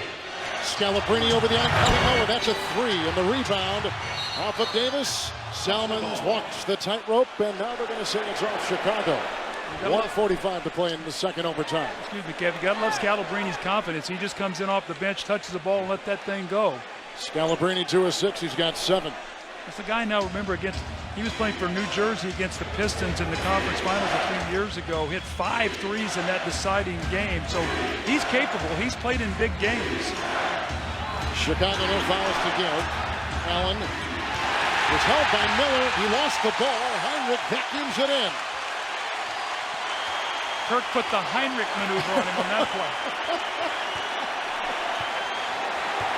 Allen and Pierce, by the way, a combined 0 of 4 in OT. Salmons. Pierce is on him. Remember, Pierce has 5 fouls. Knocked that ball away. There is no call. 2 seconds on the shot clock. It looked like Paul got all ball. Well, this is where you go to plays. You work against these in practice every single day, executing the plays. We saw the Celtics score with 3 seconds on the clock. Let's see if the Bulls can get one with 2. Rose, not much time with which to work. Allen against Scalabrini. Miller going up against Scal inside. That is a 24-second shot clock violation. Brad Miller now in the game has missed Doug his first shot. That was his first miss. He is 8 of 9 with 19 points. Oh, he had those big 5 at the end of regulation. That really changed the whole complexion. Rondo is 3 of 10. Ray Allen over Miller. That's a 3 launched. Knocked away by Pierce. Picked up by Scalabrini. Fresh shot clock with which to work. A minute to play in the second overtime. Salmons on Pierce. Noah may come over and double. Rondo with 3. Miller to close. Rebound is off of Boston. Chicago's ball with 52 seconds to play. When Pierce isolates on the wing, Kevin, they're going to double him. He does not have the opportunities to go against a single defense because you can wall him in on the side. Vinny Del Negro is going to take a timeout here to talk this over. A field goal would be huge. What about Ray Allen, the 2 most experienced guys on this Boston team? Doug, a combined 0 of 5 in overtime. Well, you got to think Ray Allen's got to be getting a little tired. 52 minutes tonight.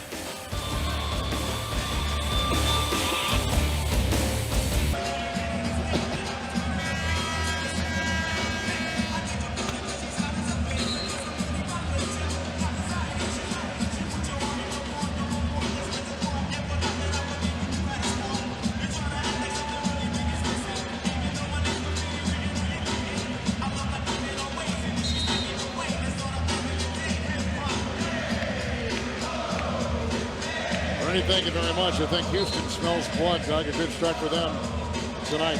Well, if you go back to that series, if Houston wins, what they did, they went into game 1 and rocked the Blazers. They went in, and Yao Ming got him off to a great start in his first 7 shots. They won that game, I think, by 27 or 28 points.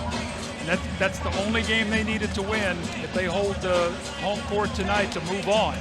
Ben Gordon is fouled out for Vinny Del Negro's Chicago Bulls. And Perkins is fouled out for the Boston Celtics. Each finished with 12 points. It's Salmons, and Pierce will defend. Shot clock is down to 12. Salmons, a 3 over Pierce. Rebound by Paul. And there's a difference of 7 seconds, game clock and shot clock, and a timeout taken by Boston. They've got 1 left. Well, the question is, did he dribble the ball? If he dribbled the ball, they can't move it. Right. They'll have to take it from that point. So we'll see if Doc Rivers, I think he said they're going to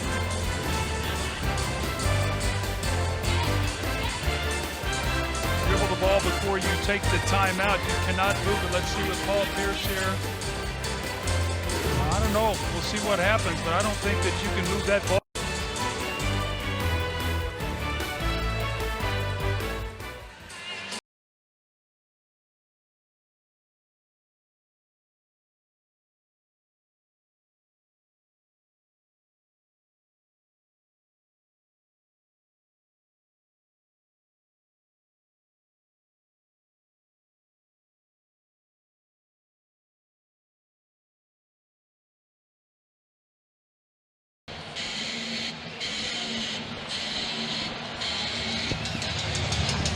Take a look at our game reset right there. 29.2 seconds to play in the second overtime.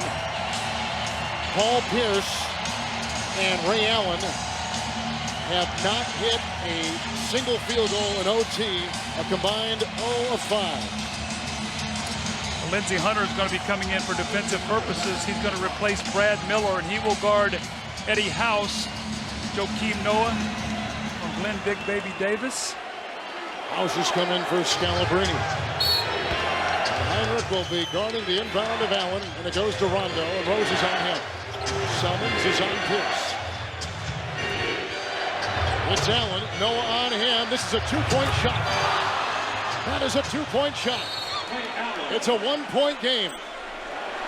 And Chicago will have the ball. 20 seconds left in the second overtime. And nursing a one-point lead. I think they're going to take a look at this to see exactly. This is a big, big replay here they're going to look at. This is why I like this replay. Let's see if Ray Allen's foot is on the line. Ed Malloy, one of our officials, was on him on that sideline. They've ruled it A2, so we'll see if it's been overruled here tonight. Boy, that is really, really close. It's hard for us to see from that angle. Here's the angle right here, and his foot looks like his left foot is on the line. Look at that contested shot. You thought Ray Allen has not made a shot. It doesn't keep him from knocking a tough, tough shot down. Now you've got to be in a situation where you go for a steal here, and then you got to commit a foul. Boston still has a 20-second timeout, so they can move the ball, so you make this a possession game. But, Kevin, rather than just take a quick foul, I like to see guys maybe try to go for a steal. You know, just don't contest. Ray Allen with that too, Doug, with a career playoff high. Just think in the celebrated career of Ray Allen. This is the career high of 46 points, 8 threes, and he just missed his 9th by less than an inch. And missed tying the game. Yep, exactly. It's like Joey Crawford is over there taking a real look at this. They got to make sure they get this right. But this is what I love about the replay here. This is obviously critical, and before you couldn't take a look at this, and they're going to take a peek here. Boy, that angle, it's really, really hard to see. It looks like it's at that angle. Remember the other night, it looked like that Ben Gordon had stepped out of bounds with his heel on the play that he got fouled on a 3.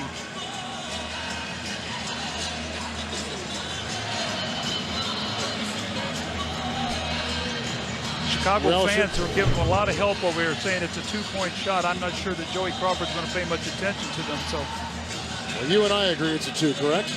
I can't tell. I mean, it gets into in the NFL. It has to be indisputable, right? Absolutely. So it might be from that angle. Well, we can't tell from there. Yeah. We've got the angle, which is on the near sideline handheld camera by Pat Rondo, who spends his other hours with the Oprah Winfrey Show. So we've got Oprah's cameraman here, and Oprah would be proud of this one, as he was dead on that shot. It is a 2-point shot, and a good call by this crew. Now, I've talked about this before. We see this. That's an amazing shot by Ray Allen. You know, it's a subtle little thing, Kevin. But you're going to have somebody throwing the ball in who's not going to panic under pressure. You still have a timeout up to Chicago if you need it. You tell your guy throwing the ball in, you count. 1,001, 1,002, 1,003. If you get yourself in trouble, take a timeout. Do not panic. So let's see who Vinny Del Negro is going to choose to throw this ball in. It looks like it's going to be Lindsey Hunter, who obviously has great experience as a champion with both the Los Angeles Lakers.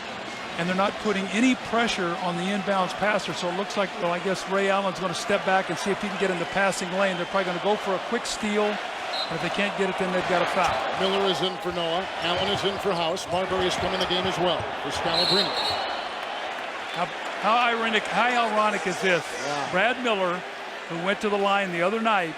Foul called on Glenn Davis, his 4th. Glenn Davis picks up number 4. Well, that's only the third team foul. Boston had a foul to give.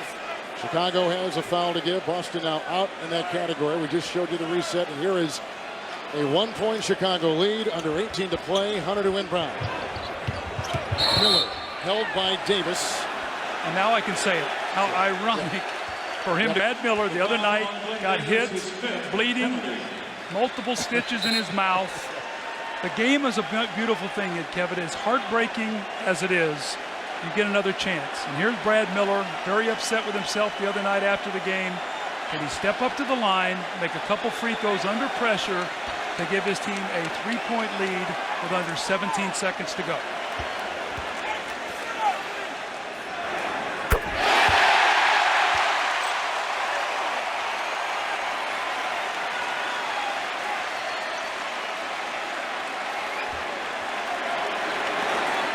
Boston a timeout. Chicago with the timeout. Didn't even hit the rim. Didn't even hit the rim. He's a proud guy. Well, you bet you're proud. I mean, you don't play in this league as long. He's an undrafted player coming out of Purdue. Check out his reaction. So don't ever doubt me. It's the beauty of the game. Beauty of the game. It breaks your heart one moment, and the next moment it gives you the greatest joy. You see our game reset right there. Well, what do you think Boston's going to do, Doug? Down by 3 and under 17 seconds to play in the second overtime. Well, with no timeouts, it changes what you can do. I mean, obviously, if you can get something quickly going to the basket, you take it, and then you make it a foul game, because if there's still 10 seconds to go or whatever in the game, that's still plenty of time to foul, get a rebound, and go length to the floor. But they're going to have to do something quickly. The longer this possession takes, then they'll have to settle for a 3.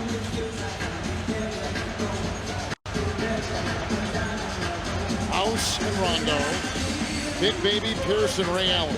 Ray Allen with a playoff career high 46 points. House 0 of 3 has not scored in 12 minutes. Big Baby's got 20. Boston is out of timeouts. Chicago has 1. Chicago has a foul to give.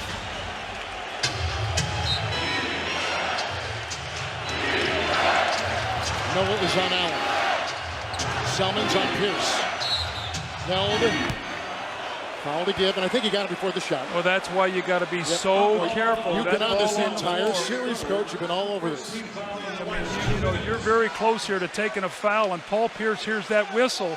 Right there, they take it. Boy, he hears it and tries to get into the act of shooting. Joey Crawford said, The ball was on the floor, so now no fouls to give. Now you're down to 12-2. Now you're running out of options.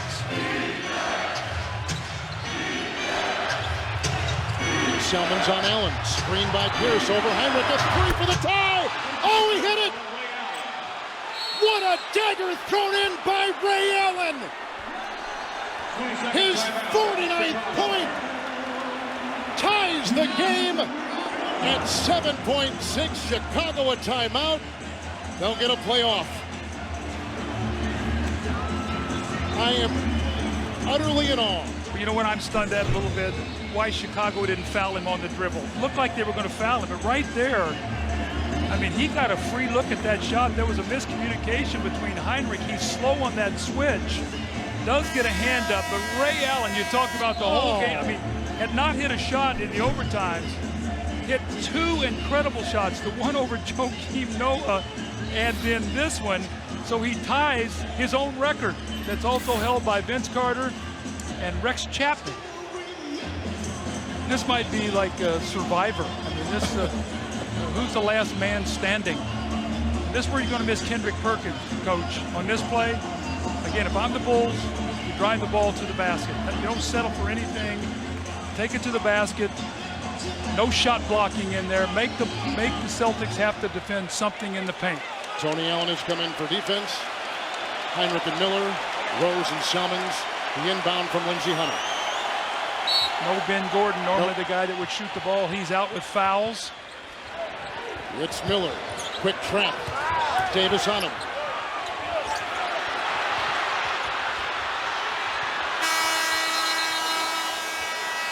Wow, don't even get a shot. Boy, the Celtics did a nice job forcing that ball out. Kevin, I don't even know what to say. I mean, this is going to be the 7th overtime period in 4 games. What is that going to be? That's 35 extra minutes. We've almost played a 7-game series in 6. Our 7th overtime. And you can see the last 3 overtime game right there. Facing elimination, Chicago and Boston are tied.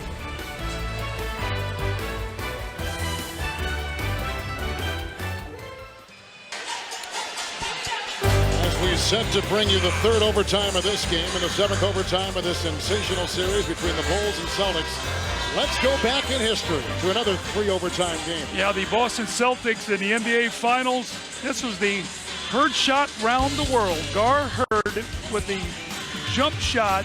I want to tell you about this game, Kevin. These Phoenix Suns had no timeouts left. They were down 1. They called a timeout. It was excessive. They got to move the ball after the excessive timeout, after the technicals made. They were down 2. They changed that rule afterwards where if you have an excessive timeout, you cannot move the basketball. Paul Westphal called that timeout. I remember when I was watching that game. It's been that kind of series with those two guys right there going at it. One final note to that little bit of tape you saw from many years ago. Vinny Del Negro was in the Garden that day watching that game. He witnessed it then, and he's seeing it again as a rookie head coach in the NBA. The 7th-seeded Chicago Bulls against the 2-seed and defending NBA champion Boston Celtics. Now, Paul Pierce has 5 fouls guarding Salmons, so he can ill afford to foul out. Shot clock at 9. Mismatch. Salmons watches Rose. Derrick Rose. He's got 26. He's 11 of 21. Well, he had all kinds of those field goals in the first half. He had 20 in the first half. That's his 6th point here in the third overtime, I guess. We're losing I'm losing track of how many there are. Salmons and Pierce. Doubled by Miller. Looking for Scalabrine. Out of bounds it goes. Shot clock is down to 6. Paul Pierce has not been effective on the wings. I know I've said that a lot tonight, but the Bulls have done a nice job with him there. Where he is most effective against the Bulls, this swarming defense, is at the top of the circle. Rose guarding the inbound. It's off to Davis, who works on Hinrich. Shot clock at 3. Rebound by Miller. He's got a double-double. 21 points and 10 rebounds coming off the bench. Rose has got 26 with 7 assists and 6 rebounds. Rondo defends. Switch on defense. Nope, they're going to keep Miller inside with Rondo watching the outside. There's a turnover. It's a 17th turnover by the Chicago Bulls. And now turnovers have been a problem for Derrick Rose. 20 in the last 3 games. It's Davis, and Noah goes on him defensively. Oh my. Big baby diving in and finds 2 with his 22nd point. 10 of 18 from the floor. Foul goes on Joakim Noah. He picks up number 4. Auditioning for Dancing with the Stars here. I mean, look at that double pump, steps through 2 players hanging in the air. And, you know, when the Bulls went to a small lineup, it forced him off the floor. And it really cost the Celtics a lot of problems offensively. Now he's stepped back again, and he's making some big shots. Again, Kevin, I can't talk about how important it is to have guys on the floor that can make shots, especially with a guy like Paul Pierce who gets double-teamed.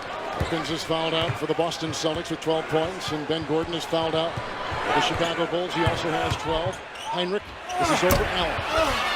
Rebound, clock court, clean by Rose, in the paint over Pierce. Oh! What a shot by the Rookie of the Year. And Chicago back on top by 1, and Rose with 28. It looked like Scalabrine had that rebound and just mistimed his jump. Those are those 50-50 plays we talk about. That time it worked in favor of the Bulls. And approaching 3 to play in our third overtime. Ooh, Pierce very close to an offensive. This is where he's at his best. Rose comes over for the double. Forces the turnover to the backpedaling Allen, the driving Hinrich, and a foul called on Ray Allen of the Boston Celtics. Pierce got tangled up. Ray Allen, Doug, shockingly picks only his first personal foul assessed on him tonight. And that's a guy who fouled out of the last game. Sure His did. second playoff game, he fouled out in 6. 5.5 minutes left in the game. Now, Paul Pierce, I'm telling you, Hinrich does a good job on him. He crowds him and forces him to put the ball on the floor and does not let him get to that little mid-range step-back shot. So if I'm the Celtics, I don't want that matchup of Pierce with Hinrich. I try to get a switch where he can go against somebody else. Salmons has played 57 minutes. Rose has played 56 minutes. Paul Pierce 47. Davis 50, 55 for Ray Allen, 53 for Rondo. Rondo over Miller, trailed by Rose into the paint. Rondo is 3 of 11. Hinrich chases it with Allen into the corner and saved by Boston. Scalabrine and a fresh shot clock with which to work. Screen by Davis. Rose goes now on Rondo with the drive. Rejected by Noah. Here comes Rose. And Davis on him on the defensive switch.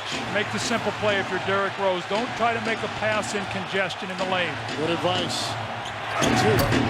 Rose with the miss. Volley ball knocked away by Noah and picked up by Boston. Rondo is down. Miller is down. Here comes Allen into Hinrich, who pokes that ball away. And 17 seconds on the shot clock. Remember now, Hinrich missed 31 games this year. He probably has the freshest legs of anybody on the floor right now. Yeah, right. Hinrich tonight has played 40 minutes, 31 by Miller. We're going over these numbers, which are just mind-boggling. In minutes played by these teams. Davis. Rondo's been averaging 24. Here's Ray Allen. That's a long two. Allen knocks it in, overlooked what Ray Allen has done tonight. 51 and 56. 51 points in 56 minutes. He is 18 of 32. Think he's a well-conditioned athlete.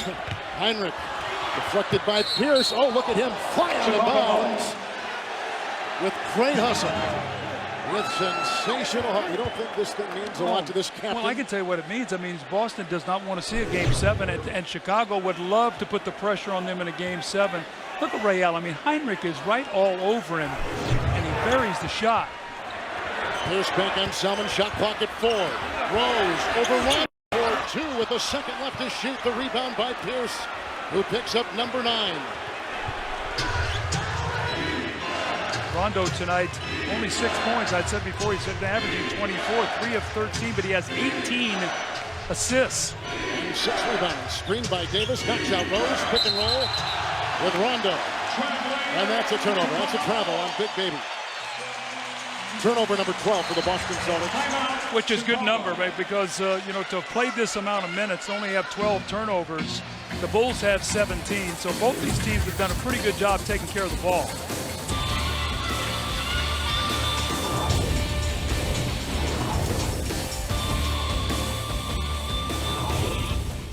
You know what I was going to say a while ago? It's a good thing this game. Goodness, they started this game at 6 o'clock local time. That'd be about midnight right now if they started at the normal time. Have you ever been involved in a game like this as a broadcaster or as a player or as a coach? I don't know. I have not. And the thing about it is, I mean, it's just on the heels of this series that is amazing. I mean, what these guys have thrown out on the floor throughout the entire series. Looks like you're dead in the water, and you find a way to get a couple baskets, and then it looks like you've taken control, and the other team comes back. Minute 15 to go here. Execution under pressure, and not only pressure, but extreme fatigue. Miller and Noah out there with Rose. Hinrich will inbound. Salmons is out there. He's got a Chicago high 35. 51 points by Ray Allen. Out there with Rondo and Scalabrine. Pierce and Davis. Gordon is fouled out for Chicago. Perkins. Oh, there's a knock away and a dive by Pierce. Shot clock now will be down to 16. Salmons. Into Rose to break the tie. Rebound by Rondo. With all kinds of congestion inside. Rondo with his 7th rebound. Well, can the Celtics free up either Ray Allen or Paul Pierce? The Bulls have their defense loaded to guard those guys, and they free up one of those guys for a shot. It's Pierce. Salmons fights through a screen. No one knocked it away. Galloping with Pierce.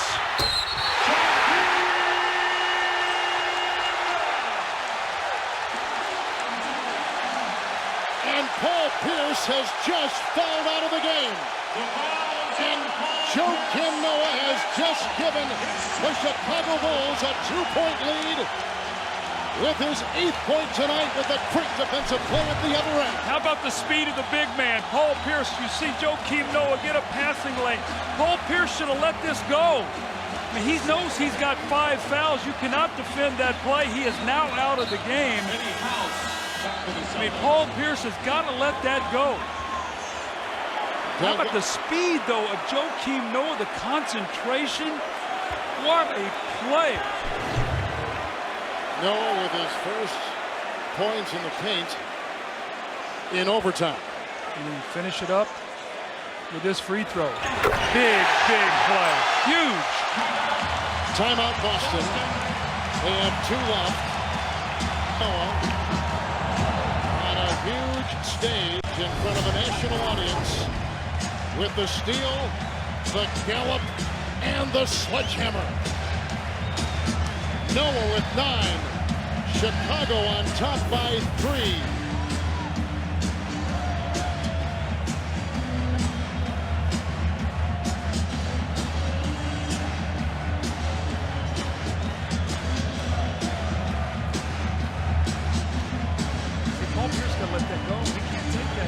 Got 5 fouls. That was his 6th foul, right? Yeah, he's gone. 6.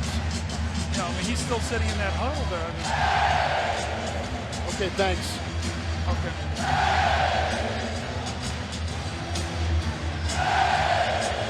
Thanks. In Boston. And we've had several, I'm assuming. I wonder if Heinsohn was in that game. That Heinsohn and Kuzi, was Heinsohn in?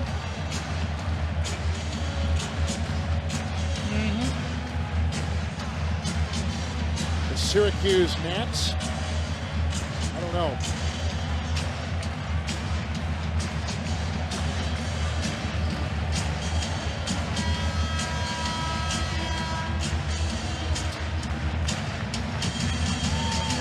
The Celtics were the Celtics, and Syracuse, part of those original teams in the professional basketball called the Nationals. The most overtimes in a game, Doug, 4 back in March of '53. Well, there was another 50-point score in that game for Boston, just like Ray Allen has 51. A gentleman by the name of Bob Cousy. How about that? 50 points in 66 minutes. Now, Kevin, I just talked about Boston and their turnovers. What a good job they've done. They only have 13 for the game. They have 3 in this overtime. None more costly than that one by Paul Pierce. Not only does he turn the ball over, but then commits the fouls out of the game, and Chicago now with a 3-point lead. So House is in there with Scalabrine, Rondo, Davis, and Ray Allen. Ray Allen with 51. Lindsey Hunter is in the game for Chicago. He'll watch House. Rose is on Rondo. Rondo to House. He hasn't scored all night until right there. He buries a 2. And he brings the Celtics to within 1. And a 20-second timeout taken by Chicago with 28.8 to play in this 3rd overtime. Eddie House was 0 of 3 in 13 minutes, and he hits his first in overtime right there, just inside the 3-point arc. Well, if you see the Chicago defender falling, Big Baby Davis set an incredible screen, and Eddie House is kicking himself right now, not getting behind that 3-point line. A great play by Doc Rivers. So many teams use that. You see the Spurs use a lot of teams. You set it up, you drive the ball, and then you back pick on the other side, and you see Big Baby just wipes out Lindsey Lee Hunter. And I'm sure Eddie House wishes he could have been behind that line. But Kevin, a 4.4-second differential here. Boston still has 2. Well-executed play. A bone-rattling pick by Glenn Big Baby Davis. Inside the minds of the Chicago Bulls, Doug. Under 29 to play in this 3rd overtime. They lead by 1 and they've got the ball. Well, you're saying to yourself, obviously, a 4.8-second differential. You want to use your clock here, be smart, and get a very, very high percentage shot. Celtics don't have a foul to give, as you can see. Chicago has 1 out remaining. Boston has 2. Marbury has checked in for House. Miller has come in for Noah. Stephon Marbury in the game for defensive purposes. And a quick one right there for Davis. He was tangling with Miller, and Davis is gone. He fouls out of the game. So Davis is gone, Perkins is gone, and Paul Pierce all fouling out.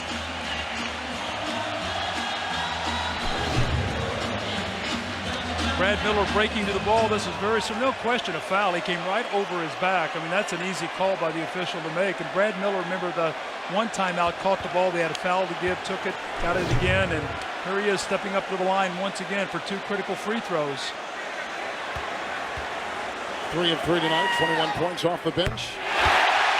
10 rebounds, all in 32 minutes. He has been Invaluable, Doug, not only in tonight's game, but in this series for the Chicago Bulls. Well, he and Hinrich tonight have combined for 33 off that bench. The entire Boston bench has 11. That's been the story the last 3 games. Hinrich and Miller versus the Boston bench. Well, he didn't even touch the rim. That's steady shooting there by Brad Miller. 23 points. And the Bulls once again with a 3-point lead. 28-3 to go here in the 3rd overtime. We'll dig into the thoughts of the Celtics with Doug when we come back.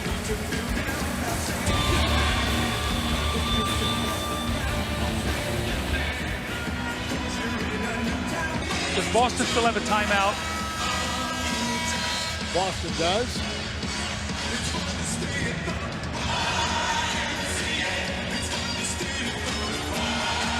Well, tell us about the planning of Doc Rivers inside that huddle, down by 3 and under 29 seconds to play. Well, the key is there on the reset. The Celtics still have 1 timeout to go, so you don't need a 3. I mean, if you can get something quickly going to the basket, a lot of times teams will give you a 2, try to get a steal, get a foul, and make it a free throw shooting competition. Maybe the Bulls miss 1, then a 2 ties and a 3 wins. So if you're the Celtics on this possession, you're looking for maybe something quickly going to the basket, but if a 3 presents it, you take it. Allen to inbound, gets it off to Rondo, picked up by Rose. Rose right to the rim, going in on Rondo, tipping. Rondo puts it back up and in. Rose was defending, just as you talked about, Doug. 8 points now for Rondo. It is a 1-point Chicago lead and 23.7. Right to Rondo they went, and he cashes in with 2. Boston to within 1. Under 24 seconds left in this 3rd overtime from Chicago.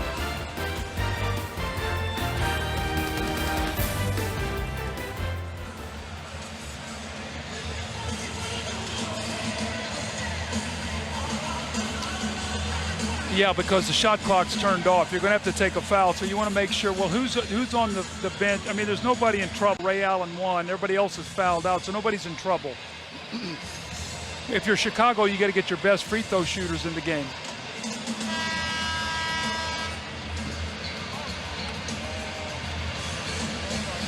And the chess match continues, and now here, Doug, is Chicago with the ball, up by 1, and no shot clock with which to work.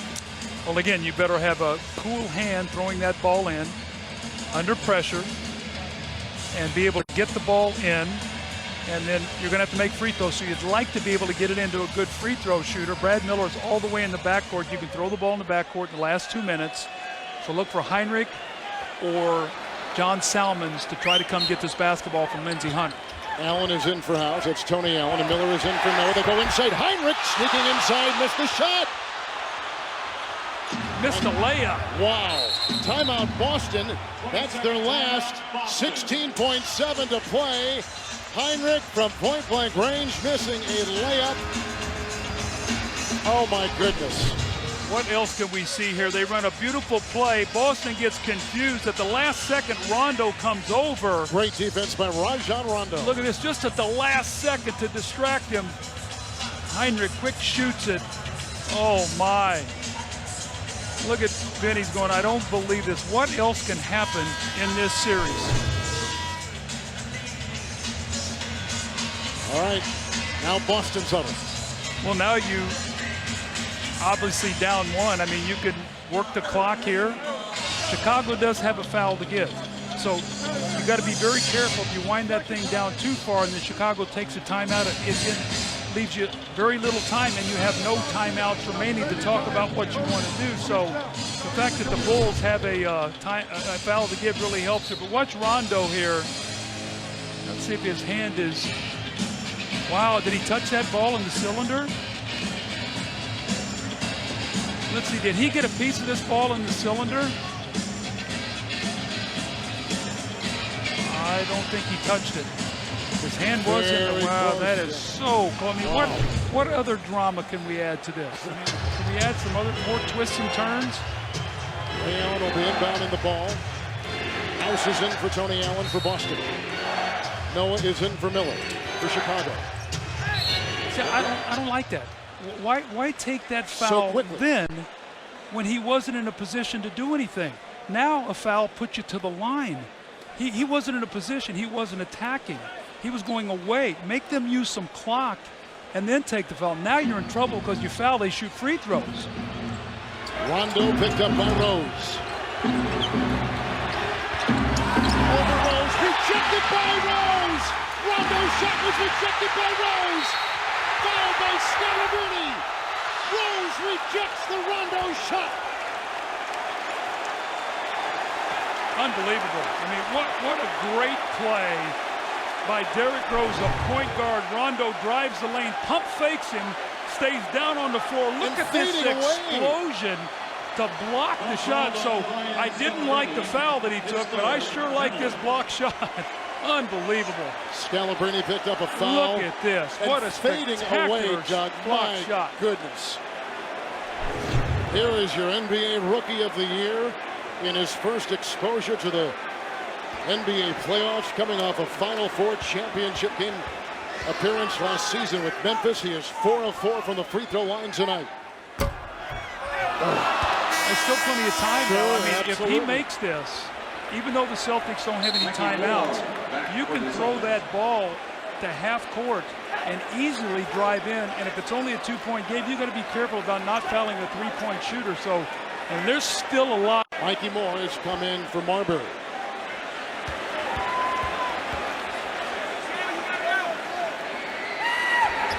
He misses both.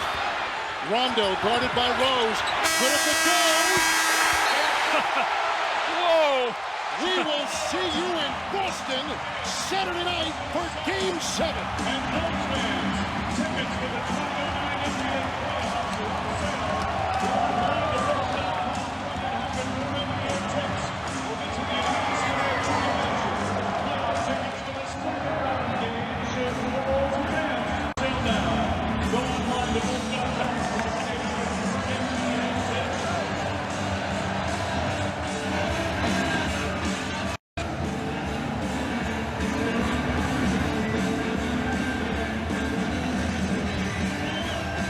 Derrick Rose had the rejection. A huge defensive play. Let's go to David Aldridge. I almost hate to talk to you because I'm sure you're exhausted right now, but where did you find the energy to get that block at the end of the round?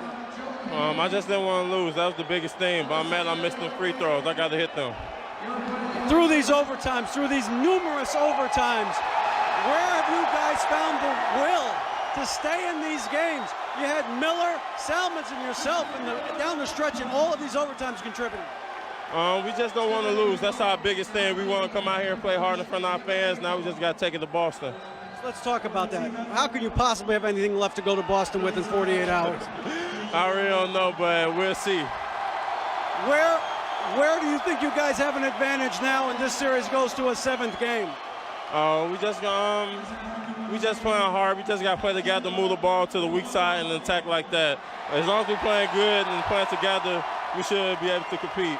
Eric, get some rest. We'll see you in Boston. All right, thank you. All right, back to Kevin and Doug. Kevin, I know he was upset at missing both of those free throws, but probably it was good that he missed one, and I'll tell you why. Had he made the second one, it would have only put them up 2. Boston could have gone out of bounds and thrown the ball down the length of the floor and probably gotten a shot. So I know he was upset, but missing the second one wasn't all bad in that situation. Enjoyed it, Coach. It was unbelievable. How about Game 7 for us, Kev? Our producer, Scott Cockrell, our director, Lonnie Dale. Special thanks to Gary Erickson, Russ Lathrop, Chuck Sorelli, Jeff Harris, Tom Heitz, Sam Polis. For David Aldridge and Doug Collins, Kevin Harlan saying good night from Chicago. We've got a Game 7 coming your way Saturday night. Right now, let's take you to the Blazers and Rockets.